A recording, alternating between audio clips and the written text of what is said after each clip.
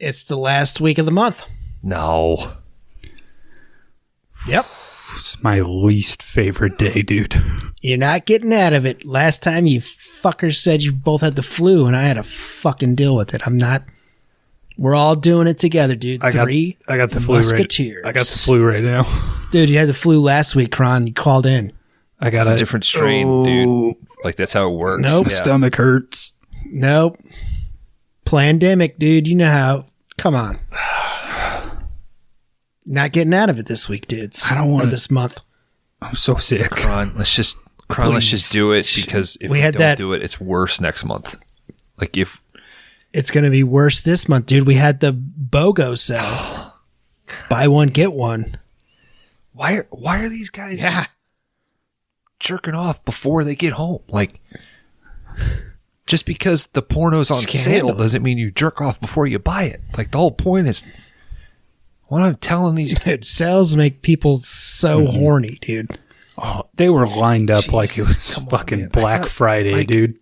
Dude, it's what keeps the store alive, dude. You know that. Go out to a beach, do some beach tugging. You know, it was all just trench coats, dude, and there wasn't anything under those. Tugging keeps the lights on, dudes. You know that. If we could solar power this place off of tugging. Coats, did we order new waiters for this? Because I got mine on. Oh, you came into work in those. Okay. Yeah. So I know what day it is. I thought it was just a look. I thought he was just doing a thing. No. You like that? They seem fashionable yeah. All leather, baby. That's not what. Aren't you sweating down there? What would you call I that can't sit color? Down. It's like a brown on brown, gray, brown, gray, brown. There's some. I'd say brown. Kron, I guess let's check the drawer here. Let's see what we've got. This one's a little small. I think this is you. What is this? It's just his straight up. This burlap, dude. That's canvas. I don't know how that's gonna do. Soak right into that thing. It looks cool though. Like I can wax it up, and the water will just bead up now off of it. And that will breathe in comparison to what Dan has. That is true. Yeah, I'm stinking over here. That will breathe. Like bad. Oh, I wish I would have waxed it though, because I feel like there's going to be a lot of fluid back there. I'm just saying a little A&D on those nips. That way it don't chafe. You know what I'm saying? All right. Is this sequined? Oh, that looks like silk, baby. It's kind of that's beautiful. Like a fucking mermaid. I'm not wearing this shit. Oh, it looks so good though. Oh, when you turn, it changes colors. Hey, I just got my own reflection in the window. I'm actually taking back what I said. Holy shit, this is making my eyes pop. Give us a little twirl there. It looks nice. Yeah, look at that. I can't really move though. This is like a waddle. I'm only at 15 degrees here. Hold on. It's all about the looks, baby. Look at that cake, baby. That's nice. You've been doing squats? Training, buddy? All right, I'm coming back. I don't think I can do a full 360, Dan. I know you love a 360, but I don't think that's going to happen. Now, I'm nervous. Now, you would think like a fish scale, right? There's a benefit to that. They can like move through the water. Am I going to be able to slide through the jizz in this, or is it going to be a... You stay on top. Once you're on top, you just keep that, clean around. Yeah. I'm not meeting the cum vertically, that's my problem. It's like it's coming at me perpendicular, and I'm nervous it's going to crust underneath these scales, because I'm taking this home. All right, this is it's nice. All right, you look good. You look good in it. Wow, my mood has totally turned around. I was like kind of excited. There's a twinkle. There's a twinkle in your eye. This is really straight. I don't know how to handle this. I think you should go in the room first, to be honest. Yeah, I got this. You're gonna turn a disaster into something beautiful. Mm-hmm. He's in there. All right, give him the squeegee. Oh shit! He dove in. He dove in head first. God. The waiters are only they're kind of chest down, but he's getting it. Shit. Oh, he's doing a backstroke. That was my whole plan the whole time, Kron, to get him in there first. Yeah. That's why we gave him that beautiful one. Dude, I was trying to get out of this all day, so, I mean. I farted in here, and it's Mm-hmm. You want to watch a movie? Yeah, I would. Anything to keep me out of that room, to be honest. So I think we just wear our waders and we watch something together. All right. I got the perfect movie. Streets of Fire this week on 5-Day Rentals.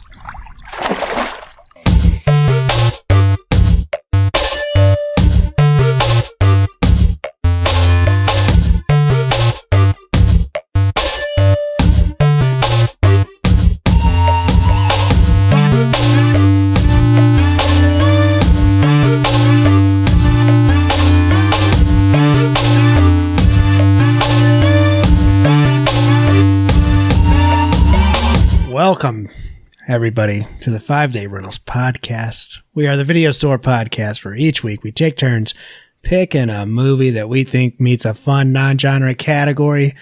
We're cracking open a new category this week with Erection, the films of Walter Hill. And this week's pick is Streets of Fire from 1984. Of course, directed by Mr. Walter Hill. It has to be. I'm going to be taking you through this neon-dripped, fantastic motorcycle ride of Streets of Fire this week. I'm Laundry Dan. As always, I am here with my two best friends that anybody could have, Bones and Kron. Hangover reference. That's my favorite Walter Hill movie. That's not a Walter Hill movie. I'm going to just do my impression of the driver through this record. You're not going to say a word. Yeah. But I still want 1/3 of the money we get. You showed up at least. Mm-hmm. He can't. I'm here. Mm-hmm. You nod and you. Mm-hmm. Yeah, I do that all the time. If that's one thing Kron's good for, it's a few nods and a throughout the show. We're gonna conjure up all. Who do you think Krons more, you or me? Mm-hmm. I think me, or maybe I just notice it when I listen back to the episode. Yeah. I'm sure I'm the one who says like the most. Unfortunately, I think that's all of us. Yeah. You two are pretty much tied for, all right, where was I? Fucking lost here in my notes. Yeah, it's easy to get lost, dude. Yeah. With the amount of detail we put in these dense notes. notes you take. Yeah, got reams of notebooks, dude. Now, It's true. Can't be that much for this movie, right? We got 16 pages. Cody Simmers. It's pretty straightforward. Hey, that's Tom Cody to you. Sorry. Oh, also, Dan, did you specifically pick this movie because the song breaks give you a moment to not have to take notes? I mean, we start with a 7-minute song. We end with a 7-minute song. It doesn't hurt. 14 minutes of a 90-minute runtime. Awesome. Yeah. I wasn't mad, I'll tell you that much. Because you can kind of just for that write down like Ellen Ames sings a song. That covers 7 minutes of the movie. Work harder, or work smarter, not harder, Kron. Right? Movie I picked is fucking like a brick. The amount of plot that's in there. The dialogue in it's movie. It's more plot than one movie should have. You got more plot than words that the characters speak, I think. That's next. We'll get there. We're talking about Streets of Fire from 1984, dudes. We're ready to crack open a new category. Direction, Erection, Walter Hill. Everybody's favorite director, right? Yeah, I wonder if we come out of this with an even greater appreciation, or if we come out of this with like a, I think maybe it was all right. I think I'm a Carpenter man. You can't build shit. If I had to pick one director. Carpenter? Yeah. Dan is Kubrick, right? Or Fincher. Finchy.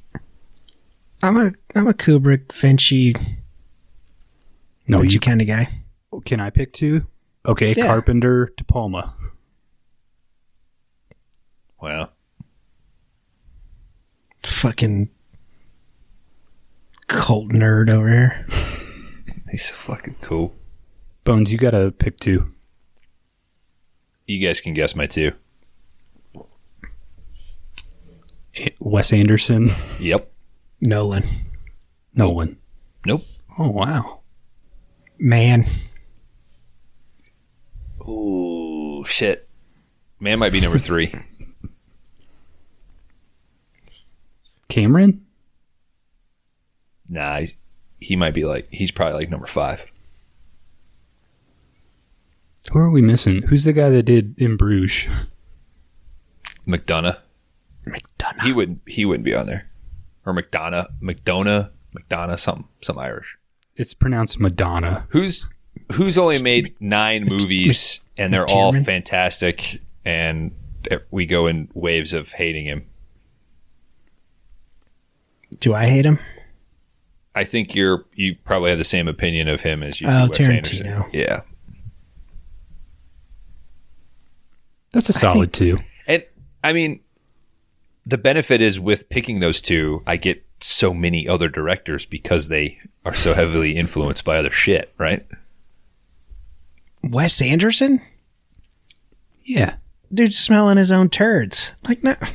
He just takes all those like 30s and 40s movies and repackages them to be Palatable. Kron, what's the best Wes Anderson movie? Grand Budapest Hotel. Thank you. I agree. It's a fair answer. Without That's the a right doubt. answer. It's the correct answer. I would say Life Aquatic after that. What an interest. Okay, so this is interesting to our personalities. Like me being so influenced by the guys who are like, I take in a lot. I build off that. I've got my own particular style. Kron has this very, this is the shit that I like, and whether it looks cheap or it doesn't make any sense, like it's specific to me. And Dan is we're going to do 1,000 takes, and if you don't get it, fuck you sort of mentality. It's pretty good. Pretty good. But I mean, we can't do any of those as erections because those are all 5-star bangers from those guys. Gotcha. Wait, What, we've every done single- multiple Carpenter and De Palma movies, so Yeah, I'm going to start lowering my scores just Let's so we see. can do We some could- more of their movies. we could do Panic Room. We could do Alien 3. That's the 2 Finchers. Those are the 2 Finchers you could do. You could do like all but one Kubrick for me, as far as I'm concerned. We're doing Blowout as a 5-day or a 5-star. Mm-hmm. We cannot do one particular Carpenter. Well established. Cannot Unless do it's it put unless in a it's certain 5-star. category. What if one of you two pick it? Would that be allowed? I think it's tainted now, bro. God damn it. I know. threw out a category of like just fuck it. It's a 5-star. Like I'm going to rate it 5 stars. If only to like clean up our top 10. But We just do the 5 stars so infrequently that Mm-hmm. You want to change how quick we do 5 stars? No, I just think Big Trouble would work so well as a 5-day rental movie. What was the category when you initially picked Big Trouble? This is a rewind. It was Black Magic. Black Magic? Yeah. Oh, that's right. And then we ended up doing Prince of Darkness, which I re-rated to 5. So, on your personal rating? yeah, just on like my Letterboxd. Hey, Kron, you are a Carpenter guy. Mm-hmm. Yeah, look at that flannel he's wearing. He's probably building like a fucking side table or something right now. Do you know any Walter Hill guys? Like, do they exist? Like, are they? I think they're mostly in prison. They're. I was gonna say dad, but I think you don't realize you're a Walter Hill guy until you like, oh shit, oh yeah. They're all down at the VFW hall right now. We'll get into that discussion next week. I think the bummer, like he's got a sizable filmography, but I think unfortunately it has a steep drop off once he hits a certain decade. So we'll see. That's what this category is about, right, Dan? Yeah, I mean Walter Hill has done some great shit. I think you always get, I think, well-rounded characters. Well, we'll discuss that with Streets of Fire. Always kind of pushing the envelope, I think. Action. He's a good action guy. I've seen some things out there, and a lot of guys say he's more of a writer than a director, but I don't know. I think dialogue-wise with Walter Hill, you always get like real life. I think it's real life. You know what I mean? Like that's how people would talk. I don't feel like he's no Aaron Sorkin. You know what I mean?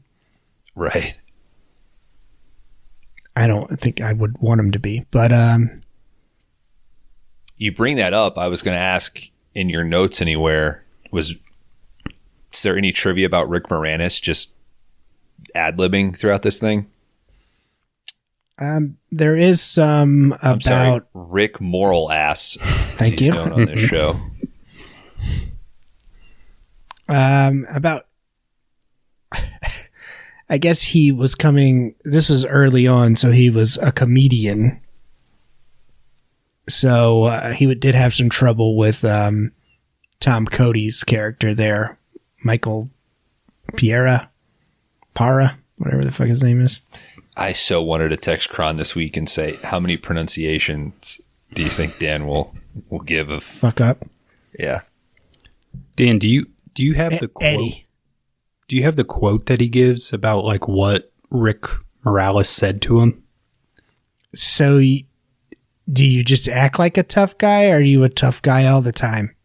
Or something that like doesn't seem that offensive to me. I read that too. I was like, that was a joke. And it cut him to the core, right? Like really, he's like, I'm not going to work well with this guy. Yeah, it just seems like, I don't know, if somebody said that to me, I would not be like, this guy's part. Yeah, fucking bullying me. It seems like just a throwaway joke, and that guy got real offended, I guess. His statement was like, well, he was a comedian at that time, and those guys could walk around and just pretty much say whatever they wanted to say with, like, and you just had to take it. I was like, what? Yeah.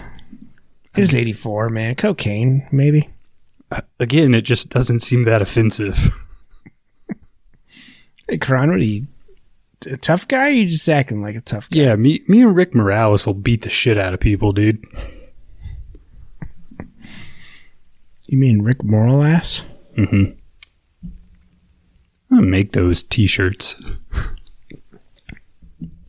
But yeah, guys, we're going to start Erection with Walter Hill's Streets of Fire from 1984. do we have anything else up top that we want to get out there? I believe while you guys were going on about Rick Moralas, I sat here and listened to a bunch of pronunciations of pare, like P-A-H-R-A-Y, Ray, pare. We won't have to worry about that, guys, because I will be calling him Tom Cody. With a name like that. Name. Mm-hmm. Guys, I'm going to change your name to Tom Cody. No, I've been Thunderbird 2 since... for some time. For a few records. I've seen it on there. Bones? Streets of Fire? I've seen it before. This was a rewatch for me. Watched on Valentine's Day. Ooh. A little peek behind the curtain when this record's happening. I threw it on. Wife said, what are we watching? I said, it's called Streets of Fire, Walter Hill. She said, I don't know who the fuck that is. Said he directed 48 Hours and The Warriors. She was like, did I watch that one? I said, yes, you did. I started it. She started walking around and said, you can go ahead and start it. I'll catch up. I said, no, you need to watch the first few frames of the movie. She came in and sat down during the opening music number and was immediately confused and asked, when is this? Where is this? And I backed it up so she could see the card that explains that it's another place, another time. And then the first time we see Willem Dafoe and his waiters, she lost her shit. And at about the 70-minute mark, she said, I'm going to bed. So it's a fun Valentine's Day over here at the Bones household. Thanks, Dan. I mean, that's almost the whole movie, though. 70 minutes. I think my wife made it to 45, and that's being generous. So, right. But one could argue if you're going to make it 70, why couldn't you make it to 90? At least she cut out the halfway point. At the halfway point, they've got her back, right? So she gets it's a little she gets a little like satisfaction. All right, they got her back. Cool. Let me move on. Mm-hmm. Yeah, I think she was like, that's enough movie there. My wife left before the hammer fight. What a tease. I think if you make it 70 and there's only 20 left, you got to just stick it out at that point. Mm-hmm. I'm gonna put you on speakerphone. Yell at my wife. No, I'll be like, you should leave a movie anytime you want. We gotta start this movie. I just looked at the time.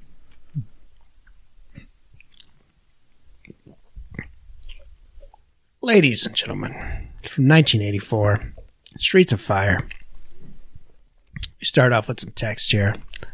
A rock and roll fable. Another time, or another place, another time. We got a very 1950s feel going on here. Kind of. Until the music starts. Yeah, we got some 1950s feel. 1980s rock. Everyone's gearing up for the big rock show that night. Nice crowds going on. Mick Moralas is playing Billy Fish. I call him Nick or Rick. I think you called him Mick. Mm-hmm. Mick Fish. That's right. It's a sandwich. He's complaining at the crowd at the rock show. Ellen Aim takes the stage and starts rocking. The crowd's loving it. We got a very meatloafy-ish song going on, hey? Mm-hmm. Yeah, didn't this guy like write Meatloaf music or something? Yeah, the writer that was in charge wrote Bat Out of Hell. So you could tell he was still kind of stuck in that phase. Even my wife pointed it out. She was like, I sort of know this. What is this making me think of? And I said, Bat Out of Hell.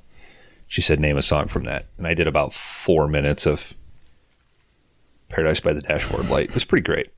Right there in my living room. You guys should have seen it. I got to get on TikTok.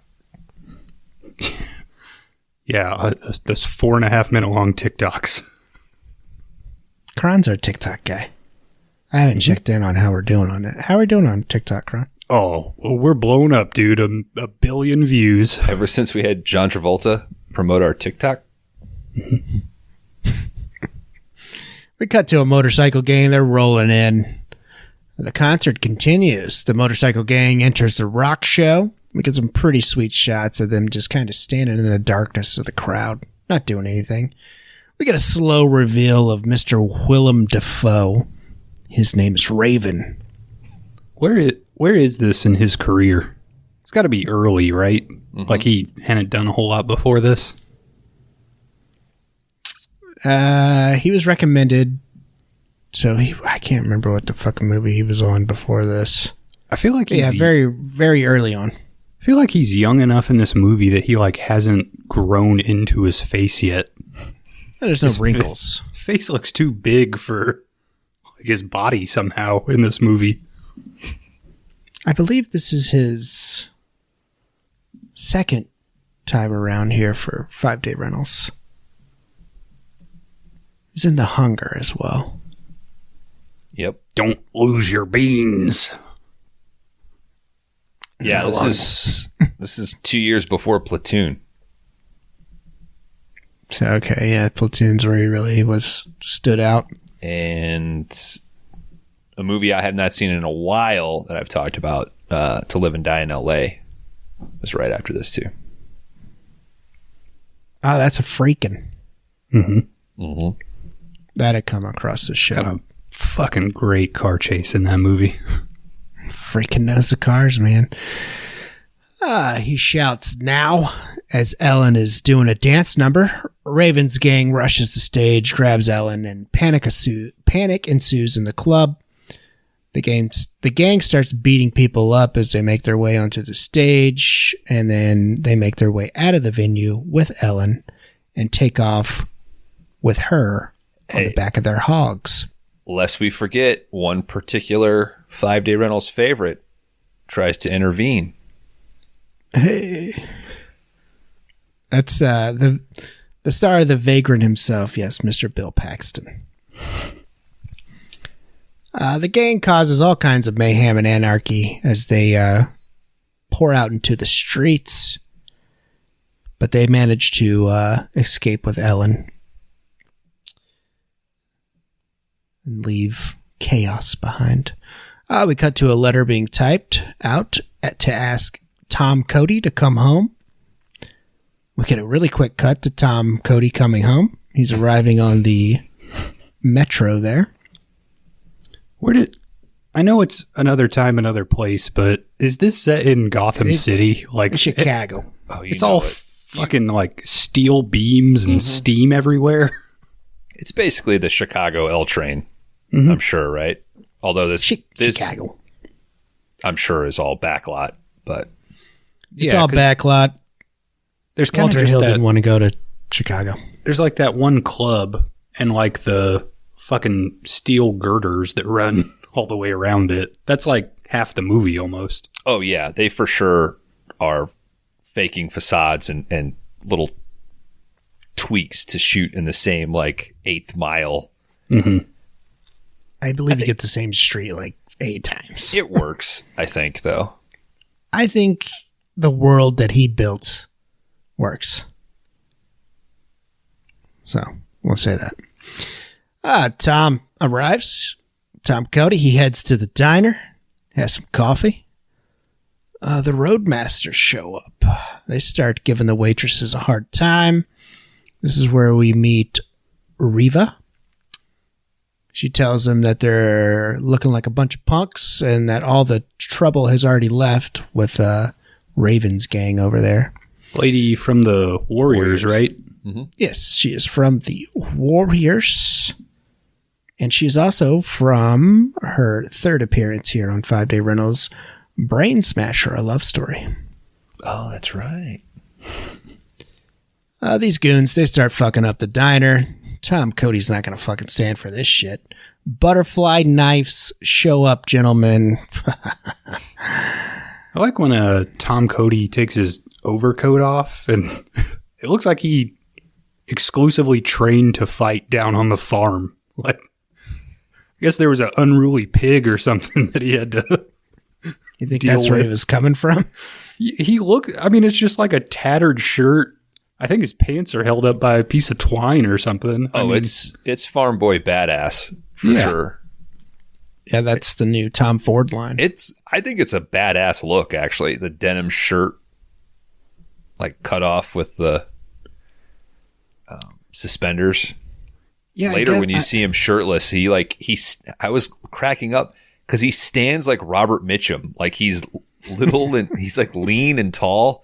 But like when he's talking to her? Yeah, but the way he like presses his chest back and everything, I'm like, it's like he watched a bunch of Robert Mitchum movies and was like, I'm just going to try to do that. I know when he tells her, yeah, he's going after her, like he wakes her up and like the way I'm like, what the fuck is he? Like, got an itch on his back or some shit? It just seems like, I don't know, if you were at a bar, and you removed your coat and you had like a fucking kung fu gi on or something, like that would be like, oh shit, we've made a mistake. But this just looks like, oh, watch out, this guy knows how to, I don't know, like put up stretch fencing or something. I mean, lasso yeah, a cow. When he took the coat off, I was not worried for the gang, really. I was more worried for Tom Cody at that point. Oh, but he shows how tough he is. Yeah. Tom Cody goes to town on these punkers, throws them around, slaps them around. They leave the place. He steals their car. And him and... I think I counted about 27 slaps. Yeah, there's a lot of slaps. Yeah, because he fucking... And then finally knocks him down. They added in some flourishes there, which are kind of cool. He steals their car, and him and Reva, they take off for a joyride. We got the cops. They chase down her and Tom. They pull him over and give him a warning. I also we only have 2 cops in this whole movie. Mm-hmm. I think it's fucking hilarious. They give him a warning, and one of the cops mentions that he's Tom Cody and he ain't been home in a while. We cut to the cops later on after they let him go, saying that Tom Cody's a punk and that he got busted a while ago for having a gun. That's Slider from Top Gun, by the way. One of the cops. Rick Rossovich. He's also... Is he the boyfriend of Sarah Connor's roommate in Terminator? The one that, yeah. Cool. Good pull, Bones. Tom and Reva, they go to her place. She brings up that he was really into Ellen and explains that she's living with Billy Fish now. She plays at the rock joints and she recently got kidnapped.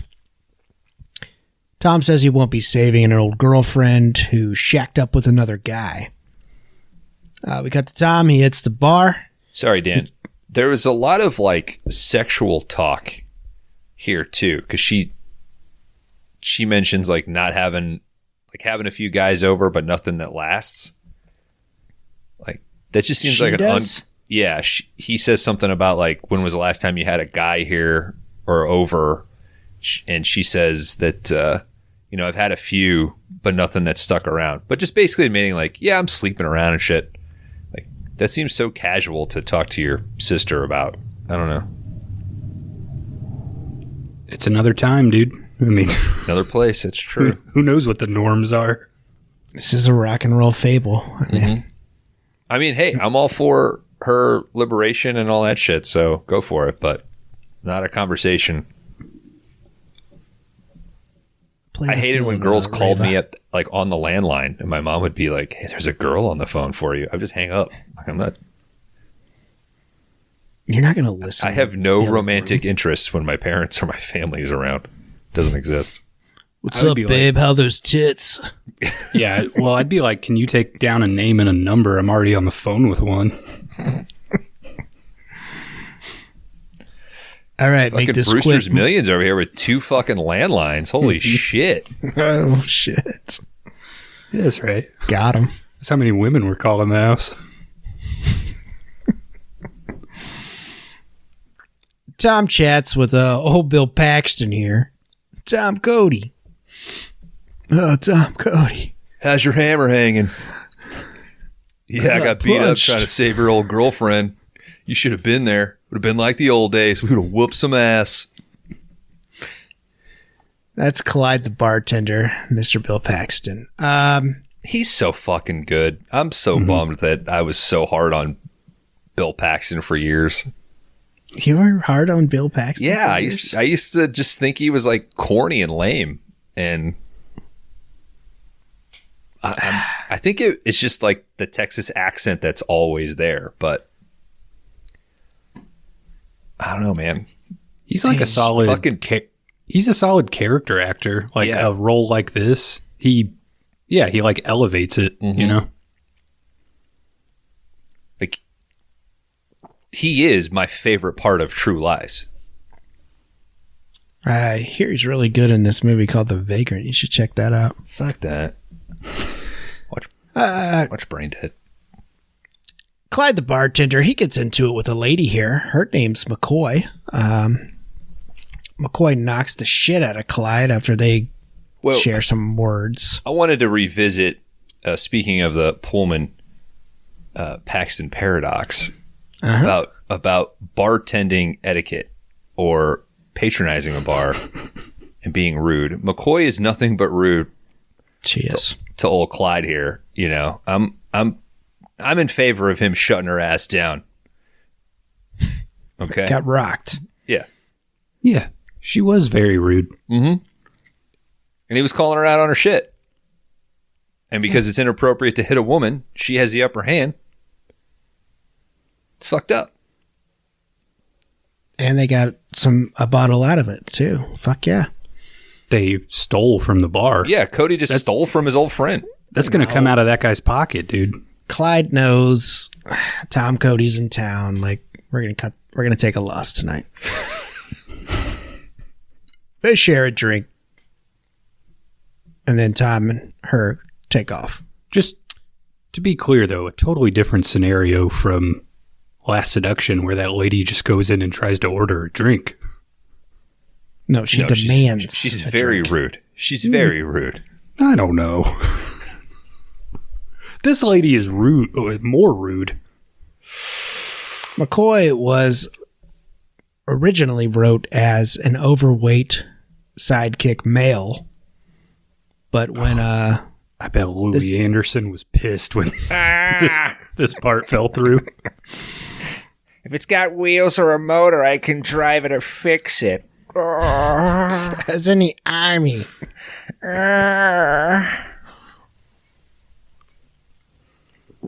But our girl here who plays McCoy, she's also in Uncle Buck. She plays the older sister. Fucking killing me.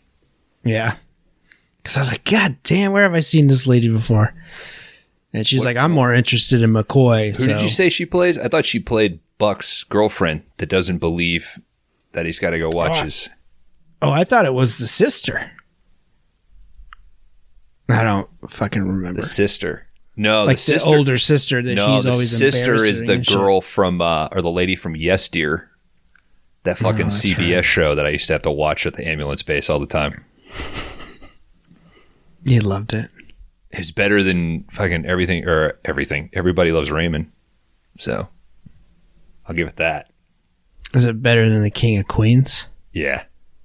Yeah, it probably is. It's got Mike O'Malley. That Mike O'Malley's funny as hell, dude. You're right. I did love it. Wasn't Jerry Stiller in that as well?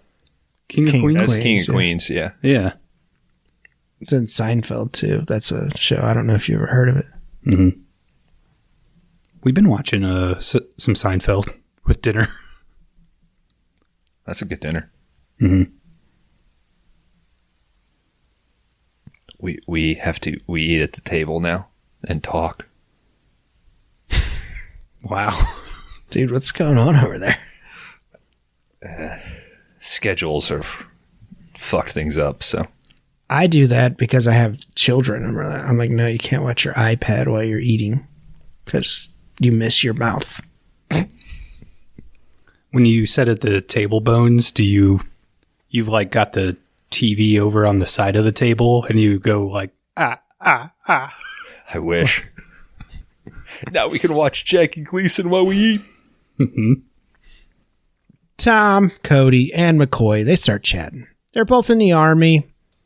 McCoy says she's needing a job. If she's got a engine, she can fix it. If she can drive it, she's a lady. Pretty much she can do anything that has to do with the car. She's a lady. She's a soldier, Dan. Yep. Just looking for work, just passing through. That when I first saw her, I was like, that's a soldier. Mm-hmm. Yep. Tom, Cody, too. It was the leather baseball cap that tipped me off. She really See, I said umpire me, first, and then it wasn't until she spoke that I was like, no, umpire's wrong. She's a soldier. She really reminded me of the side character in the Marvelous Mrs. Maisel, like the comedy promoter lady. It's like, yeah, I can see that. The lady who voices Lois Griffin? Yeah. Yeah. McCoy asked Tom Cody if he has a spare bed. Tom hints that maybe she wants to kind of get it on with him. But McCoy says, with a little hint, Tom's not her type. What do you think she means by that, guys? She's a lesbian. Yeah, I got that too. Doesn't she talk about like a husband later in the movie, though? She talks about somebody that broke her heart before she joined the military. But I think she plays the pronoun game. That's kind of what I got too, yeah. Tom decides to let her crash at his sister's place without even fucking asking her. So they take off. Tom explains the sleeping arrangements. We cut to McCoy and Tom at his sister's place. Tom notices McCoy has a pistol. Tom then has a flashback of Ellen performing in black and white. Well, so that's another part of the dialogue. Like, he sees that McCoy's got a gun and then just immediately jumps to, don't ever fucking point that at me. I may not like it. Like, there's a constant antagonism, which I don't know if it's a way of saying like, oh, these are soldiers and that aggression would be there. But there's just constant antagonism from Cody and McCoy. I think they were maybe buddy. What is it? This was after 48 Hours. This was his movie after it. Mm-hmm. Honestly, guns are one of the most confusing things in this film. Like, at very key scenes, only one person has a gun. And then later on in the movie, everybody has a gun. Mm-hmm. I think I read at one point that guns were supposed to be hard to come by, like, in this world. I think that's what I thought. They make it out to be that because when the cops pull over Cody, which, by the way, like, they just fucking let him go. The chief is just like, whatever. And he tells Rosevich in the car, like, yeah, I busted him a few years ago. He had a gun. Like, they make it seem like it's a pretty big deal. So I agree with you. Like, they make it seem, because even later when Raven's like, yeah, you got a gun, big deal. I can get a gun. Lots of them. But yeah, but it's like, why doesn't Raven have a gun? He's obviously like King Lowlife in this city. Hey, man. You talk about the bombers like that. They could have done something to make it seem like it is super, super rare. Yeah. You know, or like, hard to get. Yeah. Like she said, like we talked about this before, like she could have said like, yeah, it's the one thing I took from the army, or, you know, something to say like, it's a big deal. Not even our cops carry guns, something. So. Yeah. But then you get to the end of the movie and literally every townsperson I think it's has a firearm. I think it's like a Thunder in Paradise situation, Kron. Like, it's we're like going to say this. Yeah, nobody masturbates, cool. But everybody masturbates. Alex Borstein is that actress's name. It just hit me. The one from Marvelous Mrs. Maisel. Jesus. Did anyone of you finish the third season? I haven't watched a Nope. single episode of it. I told you, just watch the first episode of the first I season. know. My wife told me. episode. My wife told me about that. Dude, you Just gotta watch the very end. Oh, dude. Hey, she's in the new Walter Hill movie. Rachel Bovsman or whatever her name is. 360, baby. Wasn't she in a Finchy? She was in. Was she in House of Cards? Yeah, I think so. Was she the chick that the aide was into? Call me Frank. Jesus. I love barbecue. I can't remember how many fucking seasons of that show I watched. Maybe House 2. of Cards? I think I made it 2, yeah. Kron? I made it maybe 1. Like, I don't know if I ever even got through 2. I don't want to say this. It's a boring show. The only thing I can remember is like one very key scene, but I think that was like end of season 1. Season 1? Yeah.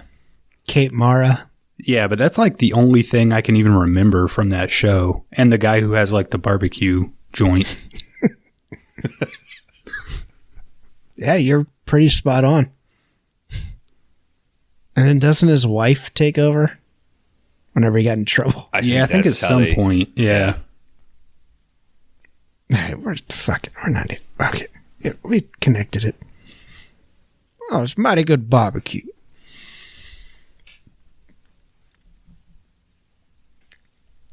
All right, where the fuck are we in these notes? Yeah, Tom notices her pistol. Tom then has a flashback of her performing. And then he goes and rakes up How do you know it's a flashback? Reva. Because it's in black and white. There you go. To inform her that he's going to go save Ellen. And he wants to meet up with Billy Fish to talk some fucking business. That was quick. Just like that, huh? I might be hard on Tom Cody later, and I might be hard on the performance, but what I will say, as far as the character, I do think it is, to answer your point, like well-rounded. I think it is very realistic, like his back and forth. Like his, how emotionally reactive he is at times, I think is very human. I think it'd be very easy for him to just be like totally stone cold, but that's one thing I think the movie does well. I'm just saying you should have some better memories. Yeah, but they had all that footage of her performing. It's so much easier to slap a fucking black and white filter on it. And obviously, there was some romance going on. You don't want to remember that? Because I'd like to see that. You can't pick what you remember, Dan. I mean, it's That's an excellent point, Kron. Yeah. I'm trying to relate this to a movie that we've covered, but I can't think of one. I remember watching Ellen Ames perform, and we had all kinds of times together. I remember Diane Lane in Unfaithful. Like that's all I could think about this whole movie. It's like, God damn. Sam said, she's a beaut. I think she looks better as she got older. And I said, I don't disagree with you. I think she's aged very well. But she's been on my fucking radar ever since The Outsiders, I think. So. It's funny you bring up that movie. Always had a soft spot. It's funny you bring up that movie. Not directed by Walter Hill. But this was an inspiration. The Outsiders was an inspiration for Streets of Fire. I love The Outsiders. One of the only books I actually read in school. And got mad at kids talking through the movie. Shut the fuck up. It was good. This and Rumblefish. I don't know if you guys have ever seen that. Mickey Rourke. I've never seen Rumblefish, but I don't like anything Mickey Rourke before he fucked his face up. Rumblefish is pretty good.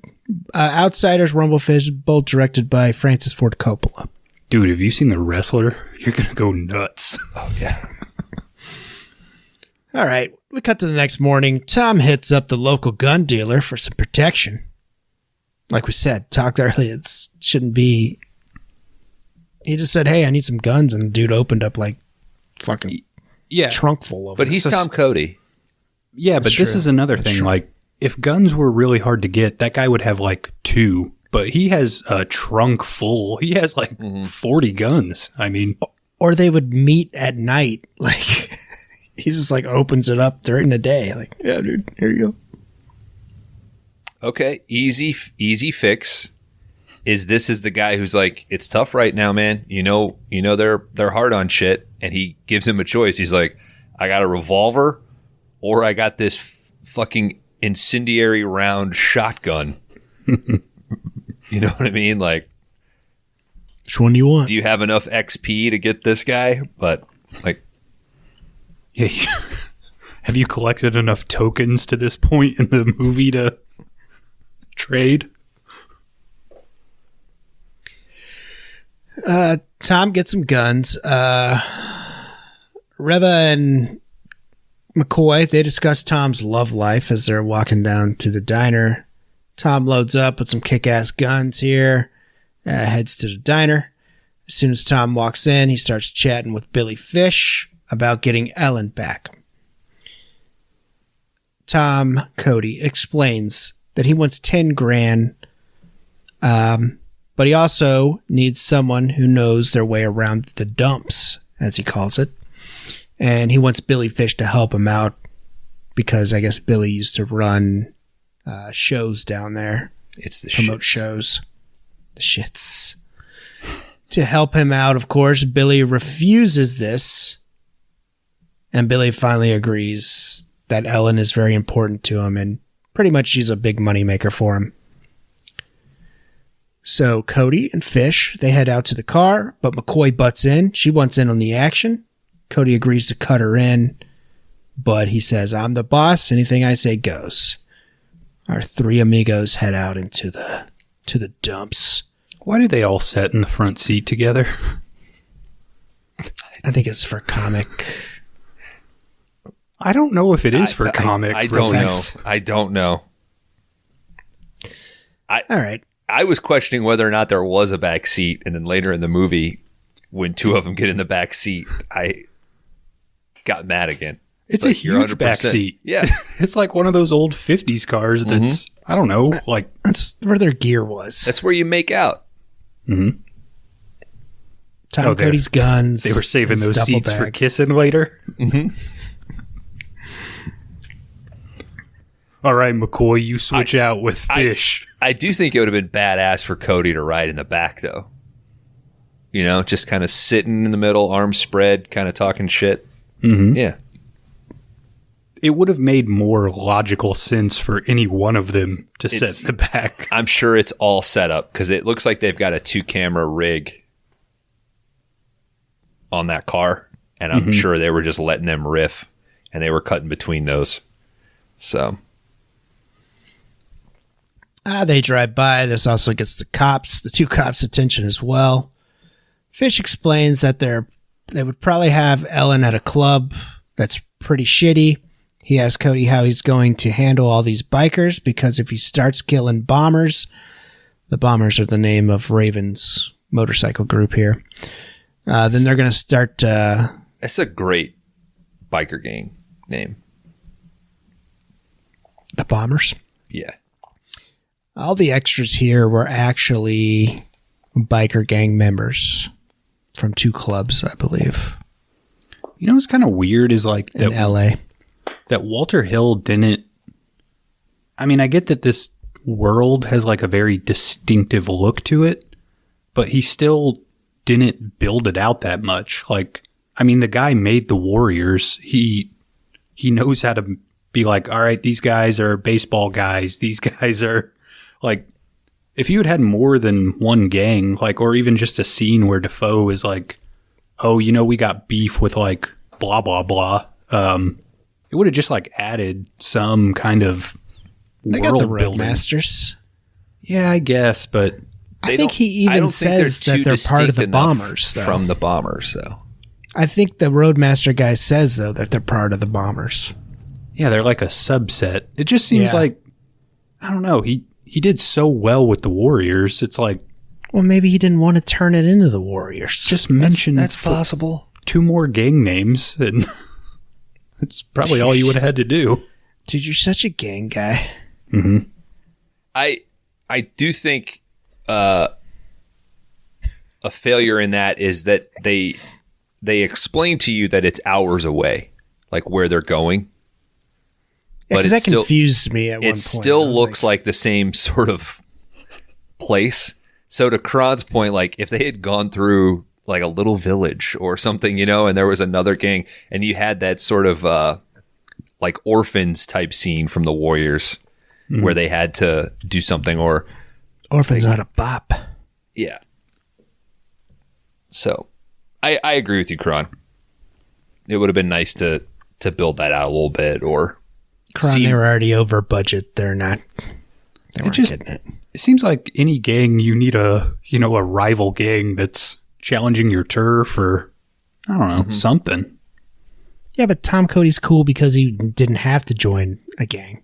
Well, he doesn't have to, but he used to bop with Clyde. Yeah. I feel like Defoe should still be getting some pressure from like an outside party, you know? Mm-hmm. You think Clyde and Tom Cody were part of the Warriors and that's where they ended up? No, this is a different time, different place. Yeah, or even when Raven calls in, like he could have called in a hell of a lot more backup at the end, kind of like in Stone Cold, where they fucking, like it would have been nice to have, you know, multiple biker games, but one that's like purple or some shit. I don't know, you know? Yeah. Total gang guys here. Check out the Warriors. It's a 5-star banger. Where the purple rain. Coverage. That'd be a great fucking biker name. Purple Rain, REIGN. Fuck, dude, we should start the Purple. They'd kind of lock themselves into only Prince music, though. You could do worse. You could definitely do worse. You guys ever like have the motorcycle guy that plays like what they think they should be listening to because they're on a motorcycle? And it's like, no, dude. They're listening to like War, Lowrider. Or like Nickelback or some shit. You're like, look at this photograph. Just fucking crying in the wind. Yeah. I feel like that's too new. I feel like biker dude, you should be listening to the Stones or something. I'm staring down the barrel of a water. It's like, or is it Seether? No, that's not Seether. I think that's Shine Down. Are they listening to Bad Company, but not by Bad Company off of the album Bad Company? They're listening to Bad Company by Five Finger Death Punch. Oh. Yeah. Timothy McVeigh's favorite band. I'm just a singer in a rock and roll band. Do. Yeah, but I always want to be like, do you want me to make you a playlist? I'm like, dude, it's super easy. You just Black Label Society. That's all you have to do. Personally, I think the guys on the motorcycles, like the road bikes, blasting their music so fucking idiotic. loud that it's over their fucking exhaust. It's as egregious as watching UFC on your phone on the shitter. Like it's. Yeah, I mean, I feel like a real biker, you wouldn't have any way to play music anyway. They're all just have the bike, AirPods, and like underneath their helmet and shit now. Anyway, so it's a new time, Kron. The day we started making these guys wear helmets, we ruined it. Hey, our state's helmet. I'm just a singer in a rock and roll band. I'm not hearing that as much to my neighborhood. All right, they should actively be fighting the voices in their head rather than listening to any playlist. Mm-hmm.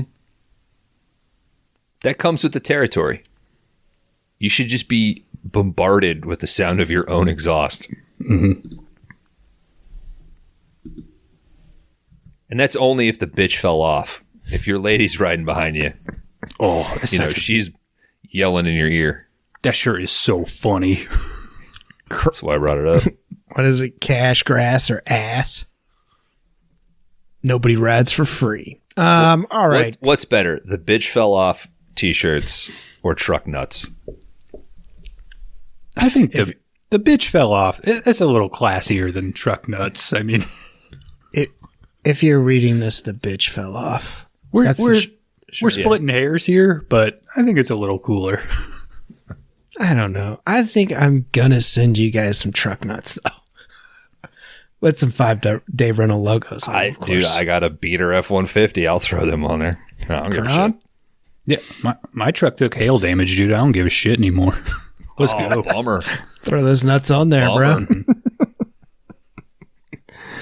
All right, Billy Fish, he explains how Tom Cody's going to do this, because if he starts killing bombers, they're going to get killed. Motorcycles don't run so hot when you shoot holes in them. Our heroes finally arrive. The bombers show up as well. We cut to the club where a live band is jamming here. We got a dancer here. She was also the body double for the girl in Flashdance. So, which I read some things. This was That's where I recognized that ass from. This was trying to go for a PG rating, and I was like, this girl totally shows her She hoo-has. whipped some boobage out, yeah. Yeah, and I'm like, oh, 1984. That's right. Times were great back then. Fucking Temple of Doom. Having to ruin it. Fuck you, Spielberg. It's probably do you think that's the worst of the original three? I think worst. Well, I think I like the other two Indiana Jones movies better than Temple of Doom. Which one's Connery? Last Crusade, which is my favorite. I think that's my favorite too. Yeah. Temple of Doom, of the original three, Temple of Doom is my least favorite. I like Raiders, I think, the most. I'd go never- Last Crusade and then Raiders. That's I'm right there with you, Kron. yeah. Raiders, Last Crusade, Temple of Doom, and that's all I've seen. I haven't seen the other one. I haven't either. Is it what's the way of putting this? The new one's going to be better than Kingdom of Crystal Skull, right? Probably. I'm not going to watch it either way. So Yeah. You're not going? I didn't watch Crystal Skull. Well, Kron, I'm going to make it a 2-day rental, so guess what? The new one or Crystal? You can't make Crystal Skull new one. a 2-day rental at this The point. new one, so you have to watch Crystal Skull. Well, maybe I'll figure out a way to pick. But shit, I would have to watch Crystal Skull. I am one of those hardcore film nerds that is jaded because I read that Frank Darabont script that you can find online For whenever it for was Indy 4, and I was like, God damn, this would have been the fucking most awesome Indiana Jones movie. But should he just stop? Harrison Ford? They collectively should stop working on that project. Like, he's an act. Like, you can act in other shit, bro. Like, you don't have to. I feel like he's cranking it up compared to what he used to do. I feel like he used to be a lot more selective, and in the last 10 years, he's going to be in the MCU now. He's on that wonderful fucking Apple show. He did that movie with the dog.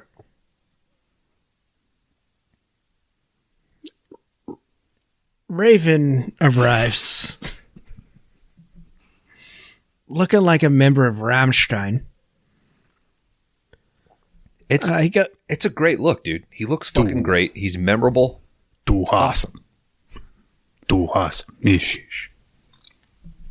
I mean, it's just the leather overalls. It's fucking great. I don't know. New album? Fucking awesome. It's pretty good. From Rammstein? Yeah. I haven't listened to it. Awesome. It's pretty good. I'll throw it on tomorrow. Yeah. He goes in, checks on Ellen. She's tied to the bed. Let me know when you listen to that song. It's about big tits. It's fucking great. Oh, you know I'm going to connect. I'll send you the video at the break. Okay. That's one band that I'm like, I'm going if they're ever around. They're done. He's done. They'll come back. Nah. Don't they do like a crazy ass show though? Yeah, I mean his hearing is like fucked up because they choose to be so fucking loud, listening to their goddamn right music on their motorcycles and shit. I got Springsteen on Saturday. I probably don't need hearing protection. Yeah, I'm going to see Springsteen on Saturday. How the fuck did you get tickets to that? Oh shit. Penny Smasher? It's a bunch of bullshit. Kron, who is this fucking dude? Who, the Penny Smasher? Getting to see, yeah. I think it's like a hooking this piece of shit up with boss tickets. Damn. You can't just get those willy-nilly anymore. I don't know what he had to do for him, but he got them. You know what I did? I framed my brother for murder for fucking boss tickets. I knew it. I fucking knew it, dude. I knew it. that dummy was a plant. That Pinocchio was a plant.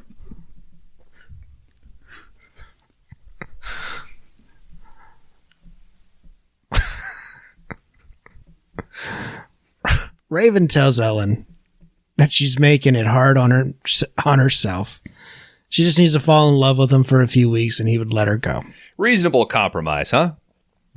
Maybe an 84. Nah, it's fucked up. Not today's standards. Cody's crew heads to the club through the... Is this alleys? It seems like they went on like a fucking rooftop or some shit. Through the condensation plant? I don't know. Is this generic Ace Chemical building? Yeah. I think it was a real plant that they filmed, and this is one of the location shots, I think, from what I read. They go through these alleys. Climax factory. Yeah. Mm-hmm. Cody gets his shotgun ready. Fish leads the way. They're spooked by the vagrant. A bum. Ed Begley Jr., man. Yeah. Second time on the podcast. Another third appearance here. Third? Third. Oh. I mean, another solid character actor who elevates the 3 minutes he's on screen. Oh. He's got some tall ass hair, bro. It's like, god damn. I forgot about a big one. Oh, that he's in? Yeah. You guys won't remember it, but I know he's in 3 of them that we've covered. Streets of Fire. Cat People. Cat People, that's right. That was the one I forgot. Lawyer in Last Seduction? Is that Ed Begley Jr.? No, that is... I'll look that up. No, he's Stickley in Batman Forever. That's right. What the hell is going on here? All right. Ed here, he gives up information on Ellen that she's being held on the 2nd floor of Torchy's. That's the bar here where the bombers are hanging out. And, of course, that's just a good deed here. Tom Cody says, pay the guy to Billy Fish.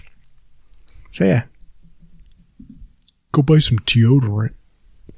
JT Walsh was the lawyer in Last Seduction. That's right. Cody's crew, they continue on to Torchy's. Cody tells Fish to go down and pretty much be a driver for him whenever they rescue her to be there. I think he tells him 15 minutes or some shit. He sends McCoy down as well to check out the club. She climbs down, heads to the club. Cody takes the high ground and finds a good spot here on the roof. I feel like this lady does 90% of the mission by herself. I was just going to say, he's way more danger than he is. He highly doubts her ability. He even says, if you help me out, great. If not, stay the fuck out of my way. And like you said, yeah, she does all of it. Mm-hmm. She enters the club here to scope it out. Cody hits the roof again. Or he's still searching for a spot on the roof. McCoy gets hit on. Laying on a bunch of pipes and shit. That's not a good sniper stance, bro. Well, yeah, and then that fucking whistle goes off too. It's like, what the fuck? He would go deaf. I feel like that thing has to be so loud. I had to turn it down on my TV, man. I watched the Blu-ray from Shout Factory. Well, your wife went to bed 5 minutes before this, so.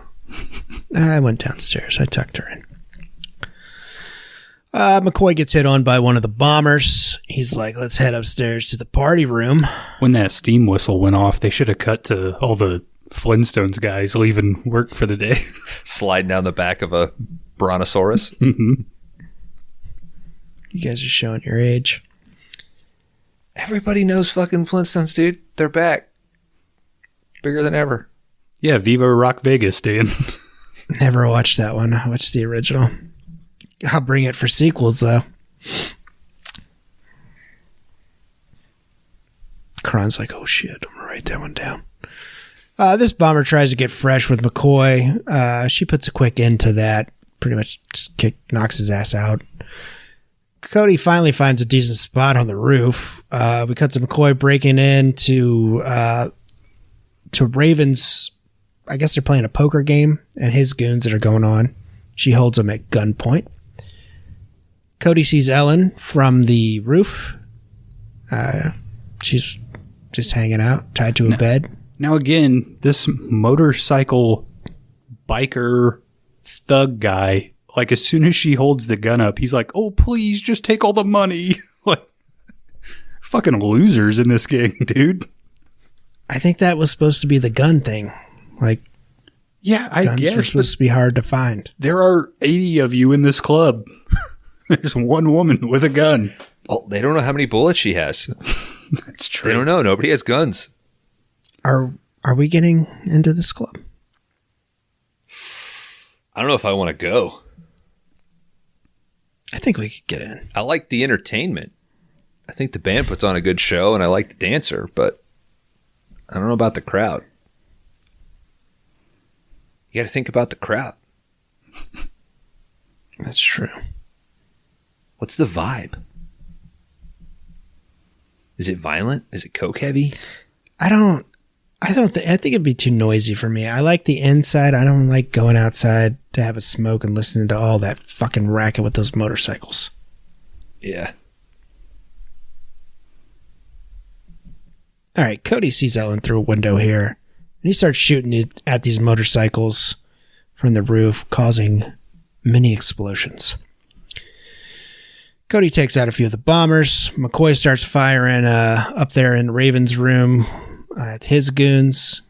Cody makes his way into the club pretty quickly here, and he finds Ellen very quickly and unties her. It took him less time to cross the street, get into the club, than it did for him to find a good vantage point while he was on the roof. Yeah.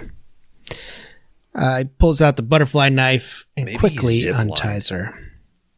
That would be sweet. Zipline scene. A fucking sweet Highlander zipline. Fuck yeah.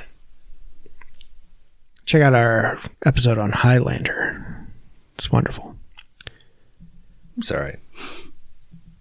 McCoy takes off and meets Cody. They run through the club together with Ellen. Fish pulls up in the car outside. McCoy takes Fish and Ellen to safety, but Cody decides to stay behind and fight more of the bombers. He busts open the fuel tanks there outside of the club. Stupid move. Yeah. Shoots them and blows up Torchies. He hops on one of the lone bikes that remain, but gets interrupted by Raven. He comes through the flames. Looks pretty fucking sweet. Looks like I've ran into someone who likes to play as rough as I do. What's your name? The name's Tom Cody. Raven says, I'll be coming for her, and I'll be coming for you as well. See, if it were me, I'd give one of your names rather than my own. I was just getting ready to ask you, Kron, like, what would you say? Because I thought you were going to say, like, my name's Fuck You or something. Like, no, I'd give one of your names and addresses to this guy. Laundry Dan. That's Bye. right. Laundry Dan. Tom Cody, he takes off on the bike. Raven walks back in through the flames. He rides back. Tom Cody rides back to meet McCoy. This looks pretty great here. Him riding back, very blue, very Michael Mann. Mm-hmm. If it's blue, it's Michael Mann. Yeah, Michael Mann might disagree, but okay. Okay. And we're gonna take a pee break, guys.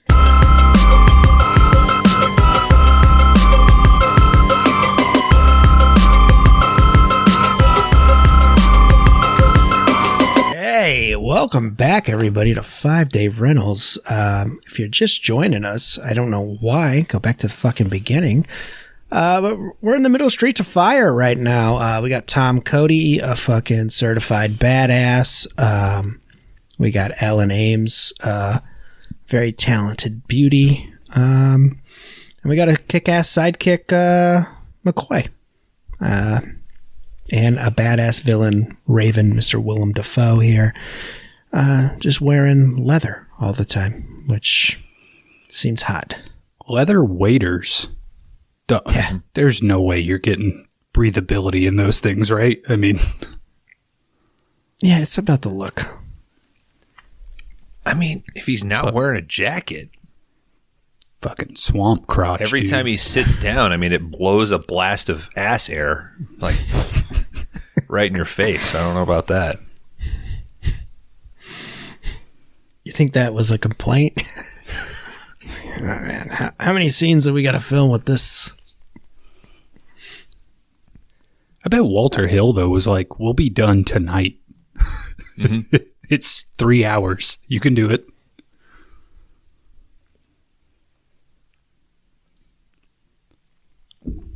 All right. We cut to McCoy and Fish and Ellen. They're all waiting on Cody. He finally arrives. McCoy explains to Fish that Ellen and Tom used to do it together. Wait, what? What do you mean? Yeah, they used to be an item. Well, like business What partners? does or? it mean? Yeah. No, like bumping uglies. Like penis and vagina? I mean, I'm not sure what both of them have, but they were putting their sexual parts together. What a crude thing to say. I bet those are pretty, so they're pretty. You know they're bumping pretty. Bumping up. I mean, they're both pretty ugly guys. Speak for yourself, dude. Jesus. Let's see him. I look like You a fucking statue of David, dude. Jeez. Carve me out of marble. If you think they're ugly, what do you think about me? Honest opinion. Whose dream was it to be sculpted in marble? Was that Thunder in Paradise? Oh, that lady Kelly wants to be a sculptor. The bartender, yeah. So far, we've only seen her sculpt in one episode. That's forgotten already. That'll never come back. Oh, I'll think of it. You know who else was forgotten in that show? Don't get him started. Written off, rather. Megan. Oh, fucking. She should have been sculpted out of marble, dude. I don't know, man.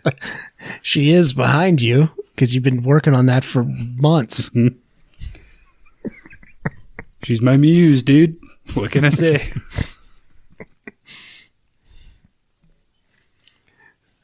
All right. Yeah, she explains that they used to date, Tom and Ellen. They all take off. Fish thinks they're home free, but Cody explains, no, we got to bury the car, man. Like, we're on the run right now. They get to the hideout. Ellen takes Tom to the side to have a chat with him. She wants to know why he saved her. She's pretty much... When they say bury the car, they just mean ditch it, right? Because that car, like, comes back later in the movie. Yeah. McCoy has it. They set this place up like if you were to leave a car anywhere, it would easily be stolen or fucked up. And then McCoy finds it a week later and it's totally fine. Seems odd. Or maybe they were just doing this so Fish wouldn't take it, maybe? I don't know. Or maybe they did it because they knew they were at the end what was going to happen. So they're like, yeah. All right, he says that he did it for the money and nothing more. Well, this pisses Ellen off because she thinks it's for love, but it's for money, baby. You guys taking Ellen or are you taking the cash? Why not both? No. Yeah, I got a play that can get them both, Dan. Damn it. McCoy and Fish, they have a conversation about Ellen and Cody. This is what you say. You say, I can't just come to Fish and say I'm going to do this to win you back. Right? Like, Yeah. That's fucking fishy. He's never going to go for it. If I tell him that I don't know who the fuck you are and I charge 10,000, I can pay back the gun. I can pay for some help. And now you and I have $9,000 to start our lives with. Idiot. Now flashback with me. I think McCoy got shafted in this deal. Yeah, like Kron said, she did 90% of the work. Man, she only getting paid $1,000. Well, she didn't have to do all the hardcore calculation that a one Tom Cody had to do. Yeah, when you think about the work to reward ratio, what is she, a dental hygienist? I mean... No offense to all the dental hygienists out there. No, I'm saying they do all the work. Oh, yeah. Dentist comes in, tells me to bite down, tells me to leave. He's there for a minute. He gets 95% of the money. Everything feel all right? Yeah. And the dentist would tell you, yeah, but when something goes fucking wrong, who's liable? Right? I guess that's the trade-off. I don't know if it's a 90-10 split, but... When you come in here crying, Kron, who you crying to, the hygienist or me? Huh? The dentist. Why is my shirt unbuttoned? I don't want the gas. I'll cry in some hygienist boobies. They're right there. It's very comforting. They all meet up, and it's clear I don't Ellen... think I could have a male hygienist at this point. hell That might no, sound dude. super I sexist, don't but think I did. it's established that it's very not matronly. What's the word I'm looking for? Like comforting. Manly. No, it's like Opposite of that. yeah. Alpha. No, it's like a massage. Like I don't know if I could get a massage from a male. Oh, dude, let Kron give you a foot massage. Just change your life. That's exactly why. No, I will not do it. I'll get thrown off a balcony, dude. How's your back? Good That pull, joke. Dan. Good pull, Yeah. Dan. Good pull. Yeah, you got that? So good. I didn't catch it and I decided listen. not to respond. 5 Day Rentals is my favorite podcast, okay?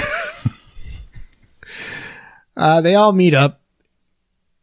It's clear Ellen is with Fish, and she makes this apparent to make Cody jealous. And Cody doesn't want anything to do with her, really. Or so it seems. We cut to a music video of Ellen doing her thing with the crew walking around through the streets. It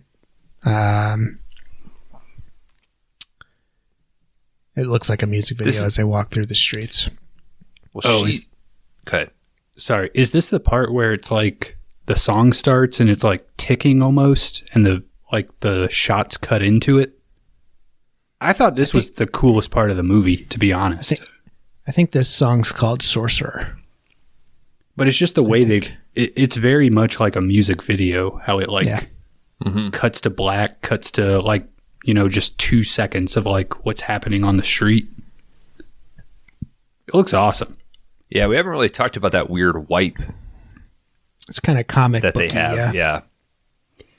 And this is like the Zoot Suit Mardi Gras in a way. Like you get some deviation in the costumes and the neighborhood here, I think, to make it seem a little different. Seems like it's a inner city neighborhood they're going through. See, this makes it look like this is why I got confused, because I'm like, it didn't take them this long to fucking get to where they needed to go. And I was like, what the? And I was like, oh, okay. You need that little Indiana Jones map. Here we go again. We got a girl. She recognizes Ellen on the streets and wants to tag along. She also spills some information that the cops are looking for the people that hit the battery. And we see some cops go by. Cody says they need a new set of wheels, so they decide to hijack a school bus. And the driver agrees after seeing his gun. We meet the band on the bus.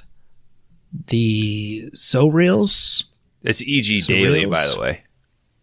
Yeah, a lot of these dudes are in the Warriors. Mm-hmm. And multiple films. Well, I think he was in 48 Hours, too. Well, the lady that comes up to them, the fan, E.G. Daily, like, I would know her. She's Dottie from Pee-wee's Big Adventure. Oh, yeah, that's right. Mm-hmm. Oh, yeah. I think there's also a guy in Defoe's gang that he's in Clue, the movie. He's like Mr. Body. Yep. Mm-hmm. He's like the only other person in the crew that kind of, he's like his right-hand man or something. Mm-hmm. He's the one that threatens McCoy at the card game. Yep. Good. That's a good pull, because I was wondering where I knew him from, and that's exactly it. That's Clue's good shit. That's the best pull of the night there, Kron. Good job. Kron, best pull of the night so far. Keep pulling me, Kron. Keep pulling. Keep beach tugging me, bro. Yeah, I'm give me a tugging. beach tug. I'm tugging. Hell yeah, dude. McCoy says that Look at they that won't fancy hurt ass them. anthropology cup he's sipping out of. What the fuck is that? It's just a You guys green are both. glass. No, I don't even want to hear it from you two Brewster's Millions Crate drinking and barrel fucking up here. wine Oh, on this shit. podcast. I switched over to bourbon at the break, so. Oh, thank God. But I did have wine. I can't drink wine anymore. Wine Bones is so lame, dude. No, I had wine on the first half. Wine's good.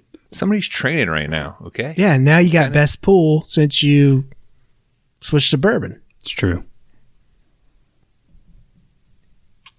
What are you training for? So are you To fight saying that Liam you Neeson? were... yeah. Sweet. Once he fucking signs the deal. He wants a 90-10 split. Fuck that. He is the bigger draw to be for To be certain. honest. What were you saying, Bones? No, I was going to say, like, so Kron switches to bourbon and gets best pull. Are you saying that you had, like, you were better in the first half because you were drinking beer and not wine? Who, me? You think wine makes me a lesser podcaster? It doesn't matter what I drink. If I'm hosting, I'm going to be terrible. That's the burden of hosting. Yeah. I get to cruise for maybe 3 weeks. I don't know what our schedule is after we close out Erection. All right, McCoy says they won't hurt them. They know who Ellen is, and they want to open for her. The So-Reels explain that they are So on the real. best All right. the best route to avoid cops. All right. Kron, do you recognize any of these band members? I don't think I did. Okay. Dan? I know one of them was in 48 Hours. I think he's like the main like cop in charge of Nick Nolte in 48 Hours. And he's like the older one. I think. I don't know. Am I right or wrong? I'm wrong. Yeah. I feel like one of them was Bubba from Forrest Gump. I'd have to look at their IMDb here. And one of them is one of the Johnsons from Die Hard.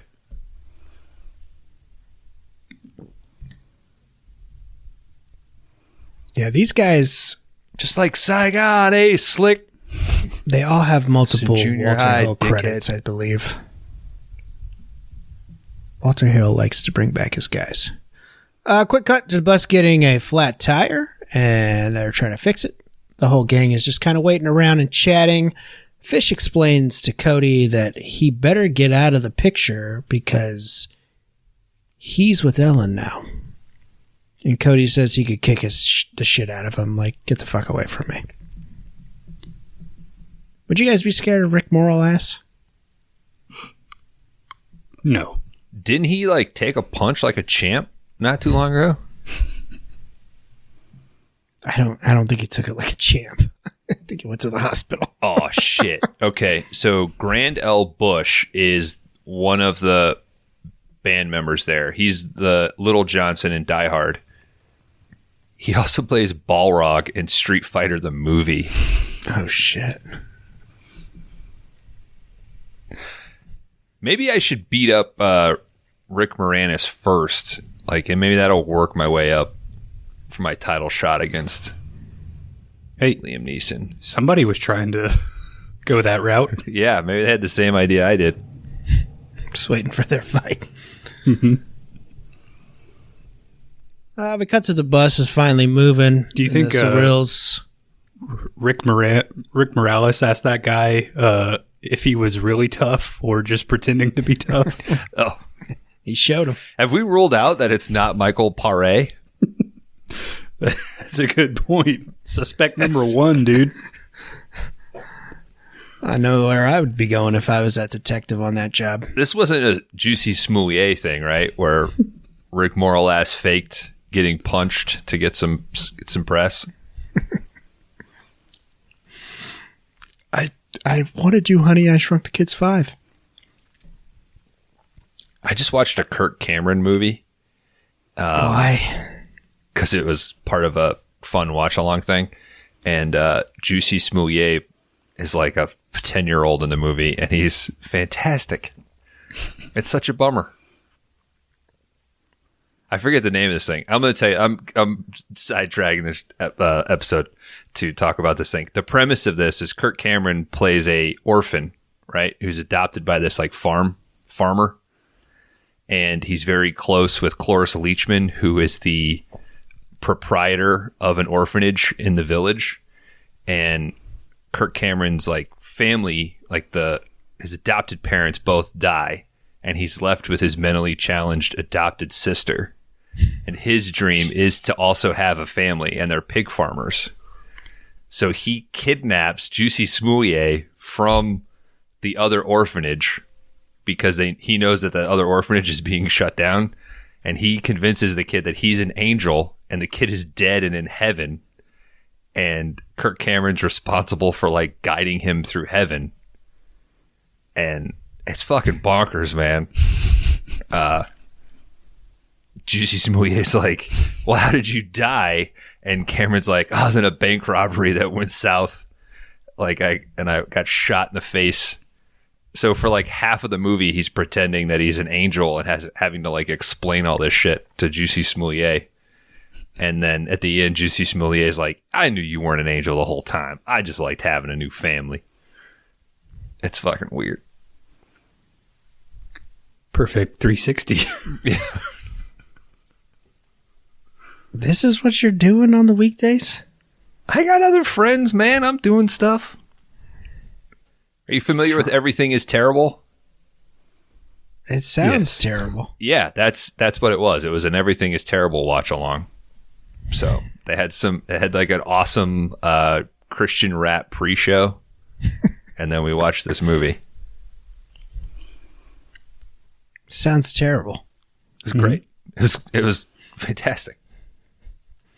We cut to the bus moving, and the Surreals showing off their talents here. The bus rolls up on a ton of cops. Cody's plan is to say Fish is managing the Surreals. They pull. Is it the Shirelles? Is it Shirelles or Shirelles? I thought he said reels. Shirelles. S-O-R-E-L-S. So reels. That's what I took it as, like so real. I don't know. McCoy explains. The cops talk to McCoy. She opens up the bus because she's driving it. She explains the story to the cops, but then Fitch jumps in and pays the cops pretty quickly. But then the cops turn around and was like, "Yo, you were way too fast in paying us. Like, there's something going on here." Tom Cody jumps up with his shotgun and tells the cops how it's gonna go. They walk off the bus, Cody and McCoy, and they take control of the cop situation here. They start to blow the fuck out of their cars. Yeah, McCoy threatens to shoot him in the ass. Yeah. Got to this scene and am I watching the end of American Psycho here? I mean, wait, those cop cars are going up.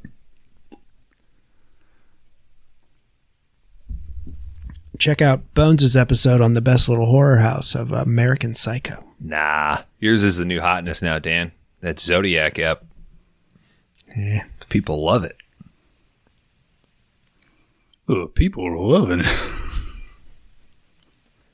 He's done with us now. Mm-hmm. He worked his way through us all. They blow up these cars. Little peek behind the curtain. Dan had the best little horror house Zodiac episode and then told us before we hit record that he had some business he needed to talk about. We talked about this business. Episode started with a little bit of a panic there, listener. So if we've been off, it's... I can't get over this fucking cup that Kron keeps drinking out of. Kron, send him one of these. It's green glass, dude. Yeah, I know. But it looks real fancy. It almost looks like something you'd have on your vanity to put your toothbrush in. Or your pubes. Mm-hmm. That's a little... Kron's collecting strange wool. Those are all in little silver pill boxes, Dan. Oh, that's right. From Kay's Jewelry. Mm-hmm. Cody explains they have to dump the bus as well. This guy just loves getting rid of vehicles, man. They ask a lot of questions when you buy those boxes in bulk, by the way. You can find them on Amazon. I need 30 silver boxes. Real small. I meant to say pewter. I almost said pewter. Can you check on your pewter to see if you have it in stock? The cops call in what happens, and they want to set up roadblocks. Cody's crew, they get off the bus and avoid some cops and make it to the train. Did you guys recognize one of those cops? No. He's RoboCop? He's a Carpenter guy. A lot of Carpenter movies. He's in Prince of Darkness. He's the preacher, or the dude in They Live. That's like the head of their little resistance. Last one, I swear. Last one. We got more people coming. You never know. McCoy tells Ellen to ease up on Cody because he was there for her. Ellen tried to make Cody jealous by kissing all over Fish here, but I don't think it works. We cut to that morning, and the gang is finally back in town, and everyone is freaking out. The cops question Ellen. Fish says they need to leave, and Ellen agrees. Ellen tells Cody she hates that he took the money to save her, and she walks out. Hey, people got to eat, Ellen. I mean, everybody's $10K, baby. Born with a silver pube box in their mouth. They could be. A lone bomber, he shows up. Be the change you want to see, Kron. And he tells the cops that Raven wants to talk to them about Tom Cody. We cut to Raven telling the cops that he's coming to get Tom Cody and that he's only going to bring 2 men with him. And after he takes them out, there will be peace. We cut to the diner. McCoy leaves for a drink. She's kind of pissed that she hasn't got paid yet, I think. Cody says he will get her money. I think she's mostly pissed that she hasn't gotten a good job or a thank you from Cody. It seems to be Cody. She just needs a little bit of, appreciation. That's all. Well, and the money would be all right, too. Well, the money would be all right, too, but... Yeah, she did all the work. Yeah. She dental hygiened it here. A thank you goes a long way, guys. Hey, guys. I'm still waiting on mine.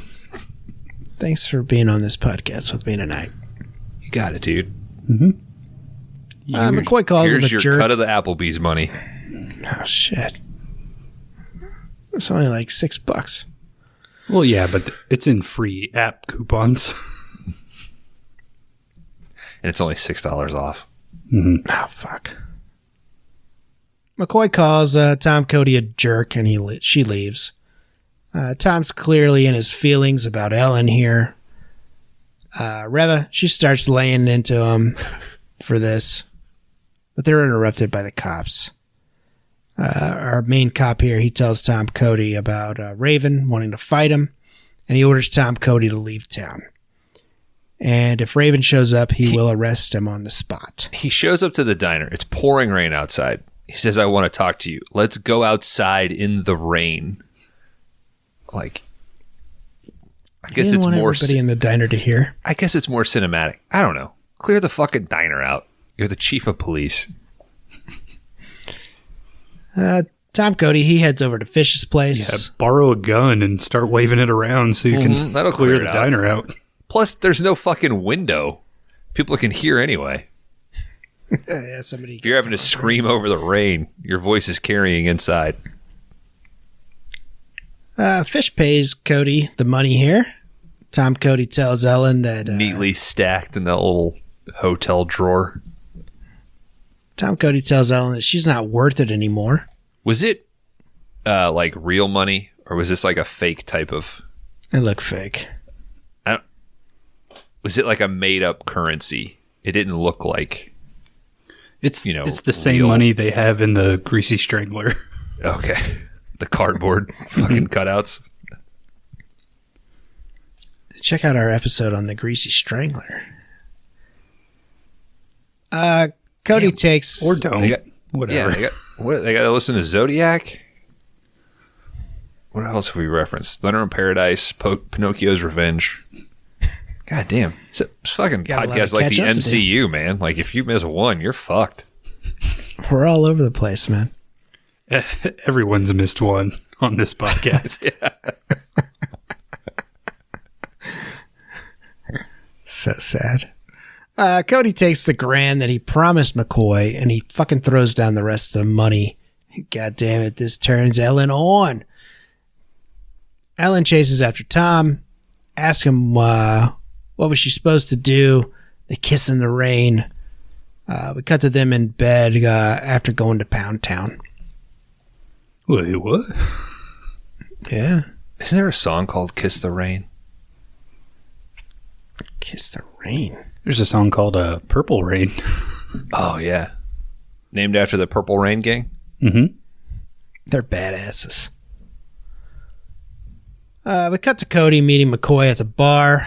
Mr. Bill Paxton shows up again. Oh, yeah. Billy Myers. Same chick who sang, If I lay me down to sleep, right? Never mind. I don't know. Yeah, sure. No, that's a different lady. Shit. Without my wine, I'm all over the place. Tom pays McCoy. They make up. No, that's McCoy, Sophie B. Hawkins. What an idiot.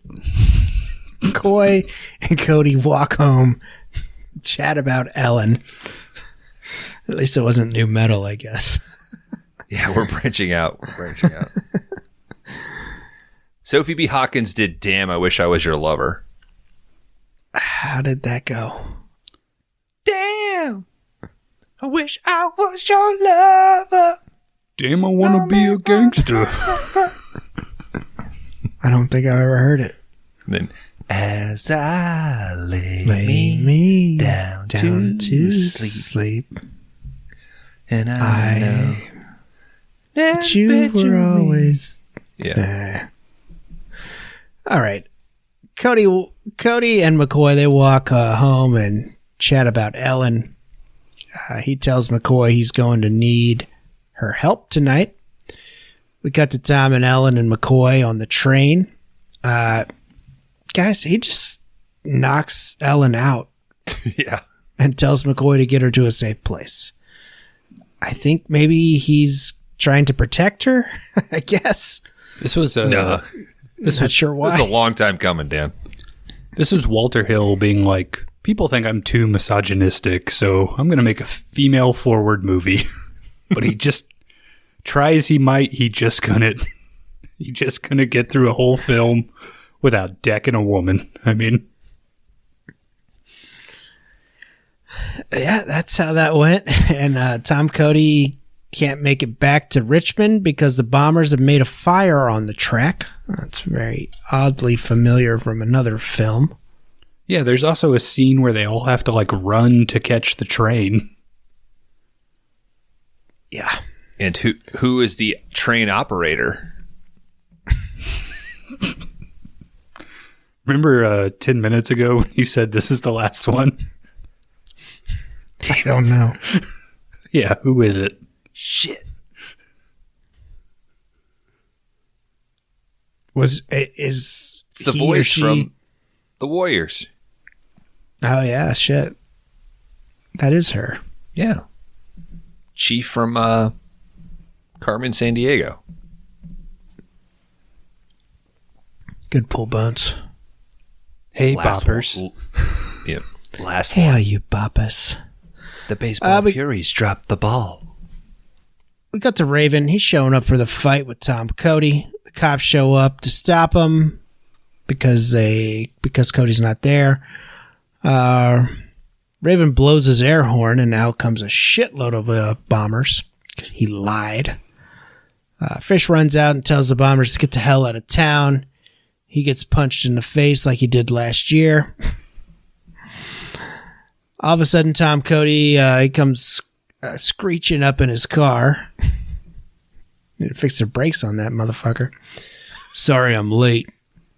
The cop tells Cody good luck. Earlier in the movie, when he pulls up in front of the diner, I think Michael Paré missed his mark. I think he was supposed to stop at one point, and the car actually goes like an extra 2 feet. And I think in just the fucking Walter Hill way, they were like, it's fine. You did it. The like where the camera sits, he stops and then he goes another like jerks forward. Raven pulls out That some... Rick Moral ass fucking comment just got under his skin, man. Forgot how to drive. This fucking guy. 3 weeks in. Raven pulls out some railroad hammers. And they start to fight with them. Why would you bring one for your enemy? Even fight, bro. Yeah. All right. Hey, We you got guys remember in the beginning of the movie when Clyde the bartender says, "Hey, how's your hammer hanging?" Yeah. And now they fight with hammers. That's pretty sweet. 360, baby. You guys better believe the next time we all meet up, I'm only bringing one railroad hammer. Quite I honestly, always have mine. based on this fight, I think I would rather like not have the hammer. I think I'd rather just dodge their swings and get in close and take away their hammer. It's I don't know. It's not it doesn't play for me. They go back and forth for a while with these hammers. Cody finally overpowers Raven and knocks his hammer out. They could have used these hammers in Ohio. Yeah. Oh. Fixing the tracks, you know what I mean? Like Shit. He got it in, folks. He knocks out the hammer out from Raven, but Cody throws his down and he's like, "Yo, dude, we're going straight fisticuffs, bro." So they start to fuck each other up pretty good, just bare knuckling it over there. But Tom outlasts Raven and beats his ass. I guess the bombers call this even because their mastermind there got his ass beat. Well, and they load up Raven. And every town person pulls a gun on them. yeah. Yeah, that's true too. They load him up on the motorcycle and they take off. How embarrassing would it be if your motorcycle didn't start here? Like you're the one bomber, like still cranking on it and shit, and everybody's left. Just got a new carburetor. That'd be scary. All these greasers got you at gunpoint. We cut to the Surreals. They're performing at Ellen's show. You have to hop off and just walk it down the street. Fish says that they are going to be rich. Tom Cody's back there with him as well. Fish says he's not going to stand in his way. Cody says he's called it off with Ellen. She's better off with him. Tom then meets up with Ellen. She knows he's cutting out as well. She asks if that's all he's going to say. He says, I'm not the kind of guy to just carry around your guitars. Tom Cody gives her a little smooch, makes his exit through the crowd there. Ellen takes the stage, gives a performance of a lifetime. Along with the Surreals, they join in as well. Emotionally charged. It's like you've seen this story for like an hour and a half, and now you're listening to this song, and it's like all laid out there. Is it a good song? Yeah, it's not as good as the opener. But yeah, I don't think it's as good as the opener.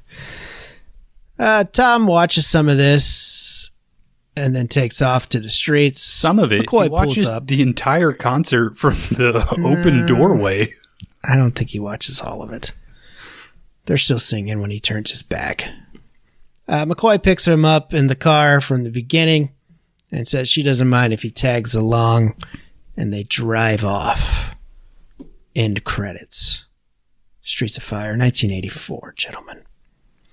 Streets of Fire was released June 1st, 1984, with a budget of $14.5 million and pulled in a box office of $8.1 million. So, like many of the films we cover here on 5 Day Rentals, it was a bomb. Bummer. Concept came together while filming 48 Hours with Lawrence Gordon and Joel Silver. They were both producers. According to Mr. Hill, he wanted to make the perfect movie from whenever he was a teenager. He wanted to put all the things that he thought were cool at that time. Custom cars, kissing in the rain, neon, trains at night, high-speed pursuits, rumbles, rock stars, motorcycles, jocks in tough situations, leather jackets, and questions of honor. Hill was influenced by John Hughes movies, as well as what we discussed earlier, Coppola's Rumblefish and The Outsiders. The title is a Bruce Springsteen song. They did try to get permission from Mr. Springsteen. Yes, it's true. Shit. You're back? Just to say that. I gotta get out of here. I admitted to murder. It's true. We won't run that. Yeah, there's a whole town of gun-wielding maniacs looking for you. Oh, damn. Streets of Fire is a Springsteen song off Darkness on the Edge of Town. This is the inspiration for the title of the movie. They did try to get the rights to the movie. They were going to use it in the end credits. But once Springsteen learned that they were going to re-record, he said, no, it has to be me. So he said he's pulling it then, so they didn't use it. That's when they called in Jim Steinman. He was hired to write all the songs who we referenced earlier for Bat Outta Hell and Meatloaf fame. And Jimmy Iovine? Is that how you say his name? Yeah. Also? He, very big producer there, very famous rich guy. Yeah, he went to a screening with Joel Silver and he was like, this shit's terrible. He like walked out. But Joel Silver was the pusher for this. Paramount 48 Hours did really well. So this is the only reason Streets of Fire got made with Walter Hill. They're like, yeah, man, pretty much you can do it. And that's why he got 14.5. It went over budget. Because like I said, he didn't want to film in Chicago. He built Chicago in LA. So of course it went over budget.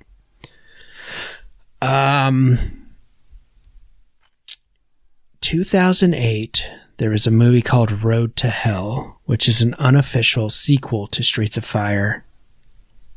And it's directed by a 5 Day Rentals favorite, Mr. Albert Bayun. Oh, shit. It does feature Michael, what are we saying now? Pena?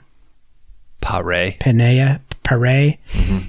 as well as Reva there as Reva as her sister or his sister. So she's the only returning. Yeah, those are the only two. And Pare plays Tom Cody as well. Oh, unofficial. Okay. And gentlemen, that's all I got for Streets of Fire from 1984. Our first Erection, directed by Walter Hill. final thoughts. Anything. This was a Walter Hill movie featuring custom cars, questions of honor, kissing in the rain, people with names hard to fucking pronounce. That's every week. Willem Dafoe and leather waiters. Couldn't have said it better myself, Bones. Mm-hmm. Dan, crack it open. Yeah, I think it's time to play another place's favorite game. Is it time to play Michigan's favorite game? We see you up there. Who's ever downloading all our fucking episodes? Thank you. Rate my Letterboxd. Rate my box. Take me up inside. At the time of our review, gentlemen, for Streets of Fire from 1984, directed by Mr. Walter Hill, the Letterboxd user rating is sitting at a 3.5. Bones, hold that thought. Bones, hold that thought. I'm going to take this one. Okay, good. I'm going to guess Bones at a 2.5 on this movie. Dan, I'm going to guess a 3. Dan, I'm going to give you a 3. Kron, I'm going to give you a 2.5 as well. Kron Howard, I'm going 2.5. Bones, I'm going to go 3. All right, guys. Walter Hill's Streets of Fire. To me, this thing, it's like all sizzle and no steak. Like, I think this movie looks really, really good. But like, this was a first watch for me. All the stuff I connected with was basically all the visual kind of element. Like the actual storyline, I could kind of take or leave. Didn't really do too much for me. But it's slick, man. I mean, there's no way around it. Like the music, it has like a very music video feel. The way he shoots, the Ames performances, I think are good. I really do enjoy that segment in the middle where it's kind of like a beat to the music and it's kind of cutting between like black and these 2-second scenes of the street. Like all that stuff I think is incredible.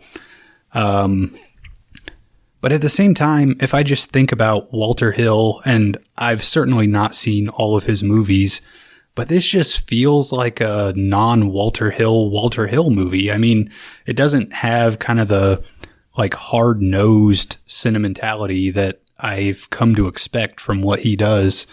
It's not a bad movie. It just, at the end of the day, it doesn't do much for me. So I'm going to go right down the middle, 2.5.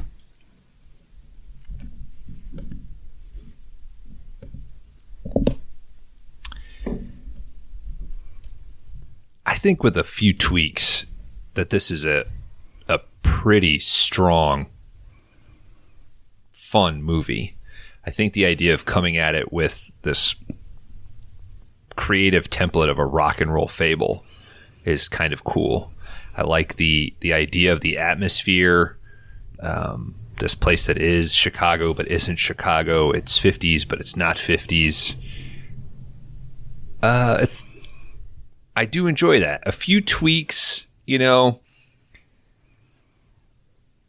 about 45 minutes into the movie's kind of over. And then they sort of really drag out the end. You get the girl out and there's not a lot of tension after that. And on my second watch this week, I found that really what I think I was missing was a little bit more Raven and a little bit more conflict. And I don't know if the script is trying to make the conflict solely with Cody's emotions. And I don't know if our main character here is really coming through. I think Diane Lane's pretty strong in what little bit she has. I think Rick Moranis is kind of acting the shit out of everybody else, like just in terms of ease. But I do think the music is pretty damn fucking strong. And this being a rock and roll fable, I think if the music had been worse, it would have been a lot more embarrassing. So I'm giving it a little extra bump for the music, and that puts me at a 3.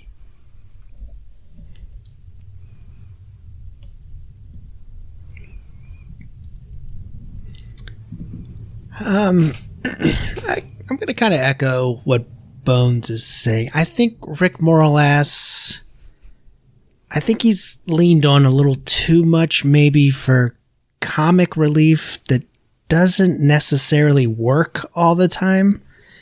I think he kind of comes off more as an asshole instead of maybe funny. A lot of 48 Hours, I think Eddie Murphy type of role right there is what I was thinking.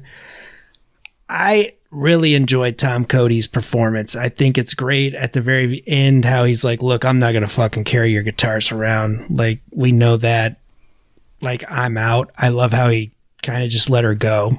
He got the job done and was like, all right, yeah, I don't want this. I love the world building here. Like I said, rock and roll fable. I think that works. It works.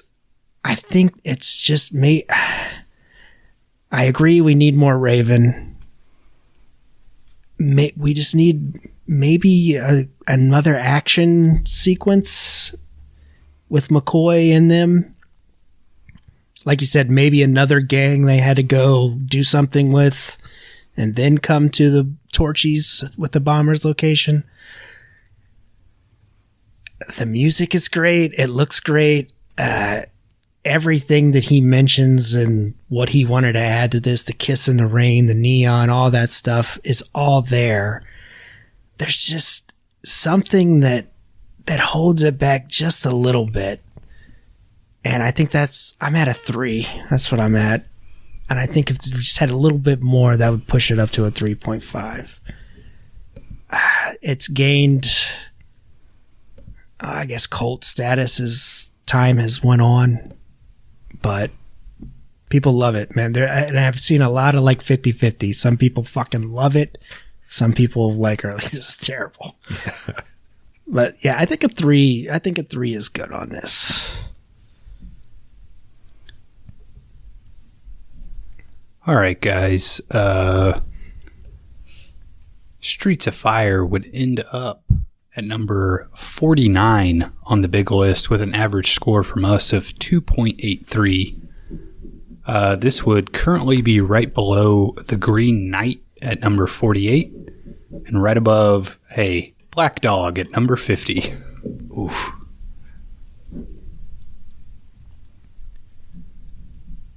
We got to start watching some worse movies, man. Poor Black Dog.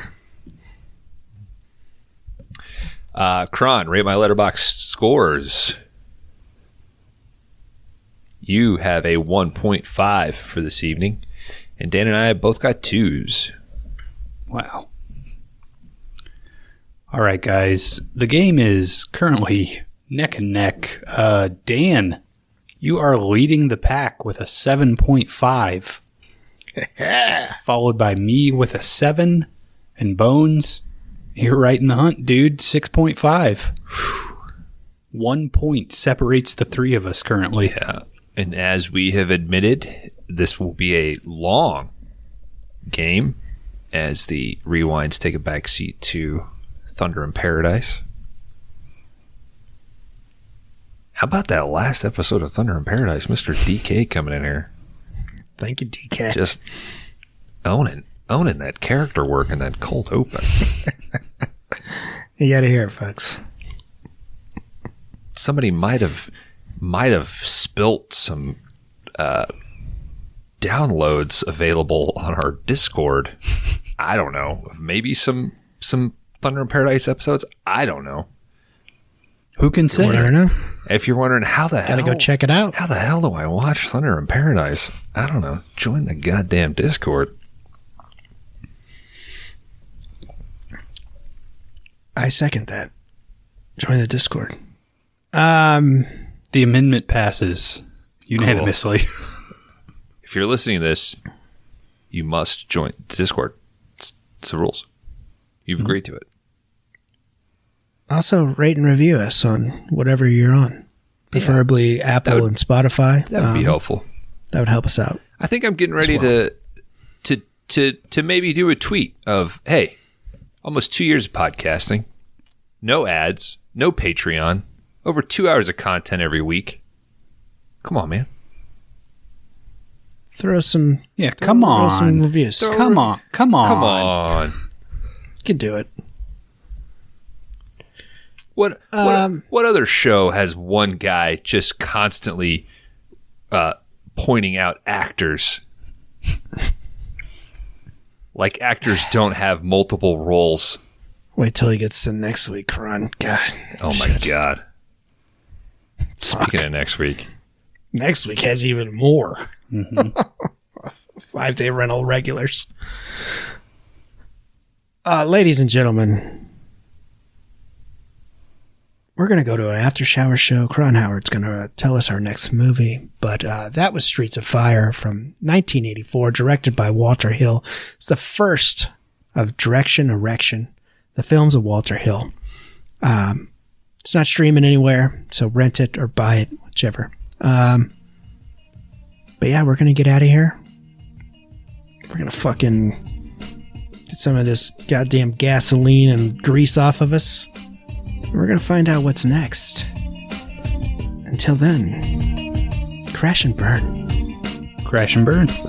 Endure and survive.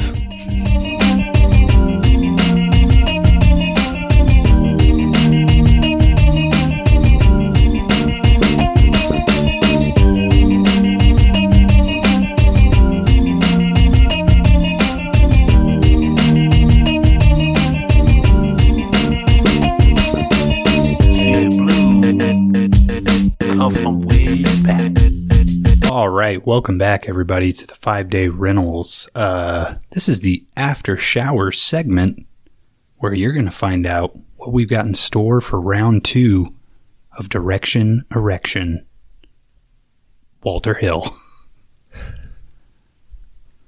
A little peek behind the curtain for the listeners. As soon as Dan told us what this category was, I told these other guys what I was picking. Just flat out, there was no question about it. I don't think I've seen a ton of Walter Hill movies, but I have seen the one that I picked, and I truly love the film. Like, I think it's great. I think it's an underrated masterpiece.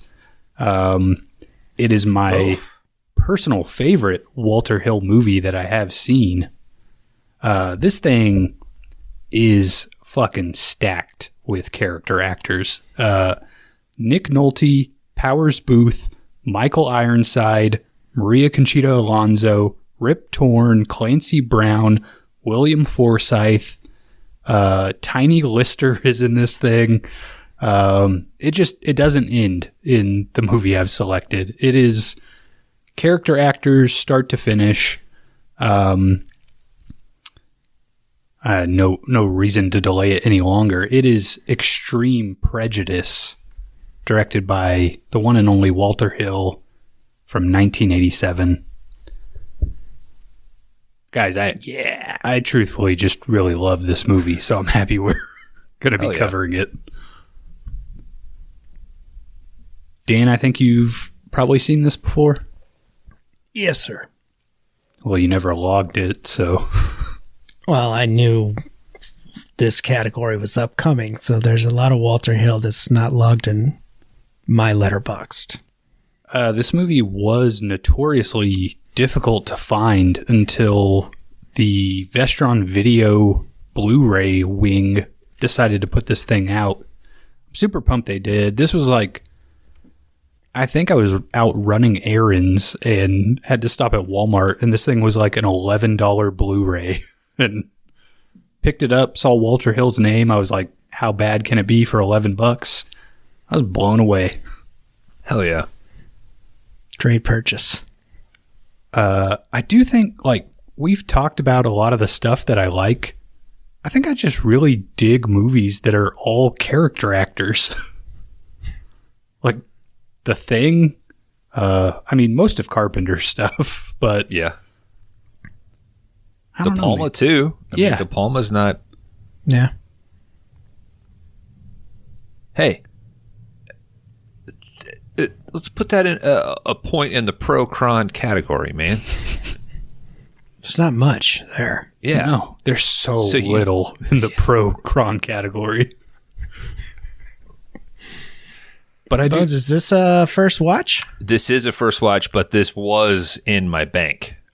Bones. So this, I started to see, I think around the time of that re-release, I was seeing some stuff, some activity for it. I watched a trailer. I was like, fuck yeah, this is something that I'll work in. So Kron picking this, took it off. And then when we were talking about it last week or 2 weeks ago, I was like, well, if he's got it, that's awesome. Because I'd prefer to watch it. Bones, I think you're going to dig this movie. I mean, I feel like of the Kron Bones Venn diagram, this might be middle territory. Okay. Like perfect middle. Hell yeah. So, yeah, man, I don't know. I love this thing. I'm super pumped to rewatch it.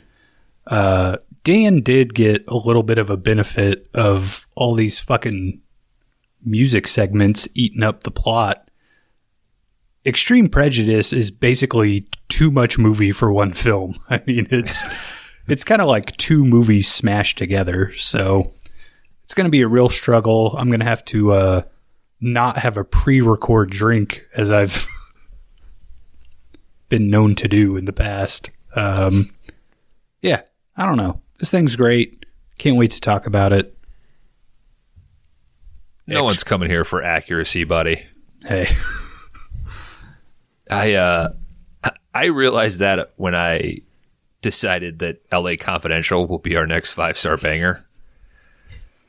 Because that is a super plot-heavy fucking movie. That might be a very breezy plot synopsis to get us through that bad boy.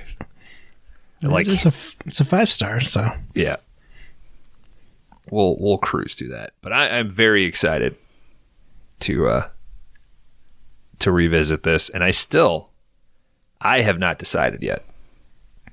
I'm going to wait. I'm going to try to balance out the vibe here. So, Well, pre-record, Dan and I guessed every Walter Hill movie, so one of us has already named it. right. one of us, yeah, true. you got it. One of you got it. All right, Thank you, guys. Kron. Yeah, that's all I got. I mean, Extreme Prejudice. This movie's fucking awesome. That's about it. All right. is it available anywhere, Kron? I don't think it's available anywhere currently, but I've made my copy available to Bones. So Let me do a it's quick about- run here. if you're It's about $12 on Amazon for the Blu-ray. So if you're real desperate to watch this thing, I don't know, hit me up in the Discord. You can purchase it digitally. You cannot rent it. Damn. So we're looking at currently an $8 purchase. Do you feel confident saying that that's an $8 like Yes. it's worth $8 to buy? Yes, I would say. Well, I would honestly say just spend the extra $3 to $4 and get the Blu-ray. But Okay. I think it was $12 when I bought it. yeah, if you really want to watch it, just hit me up in the Discord. Yeah. I'll be happy to see those In blue eyes of Nick Nolte next week. in 2023. If you're listening to this in 2028, We're dead. Yeah, I'm already dead. So I'll be dead. I'll be dead. I got cirrhosis of the liver and passed away. So Me and Liam Neeson will kill each other in a hammer fight. Remember, you wanted this. I bet Liam Neeson would cave your head in and then cave his own head in. Aw. That's just, man. What a bummer. Dude pisses himself, man. I mean, he doesn't care. What, and I don't? That's a good point. I'm peeing right now. I'm not around you 24/7. I don't know. Next time we're around each other, I'm pissing myself. Please do. It's not that far away, so. All right. Thanks, dude. Yeah. All right, guys. Extreme Prejudice. Until then, Cyberchrist lives. Crash and burn. You can't be a stud if you don't eat your grub.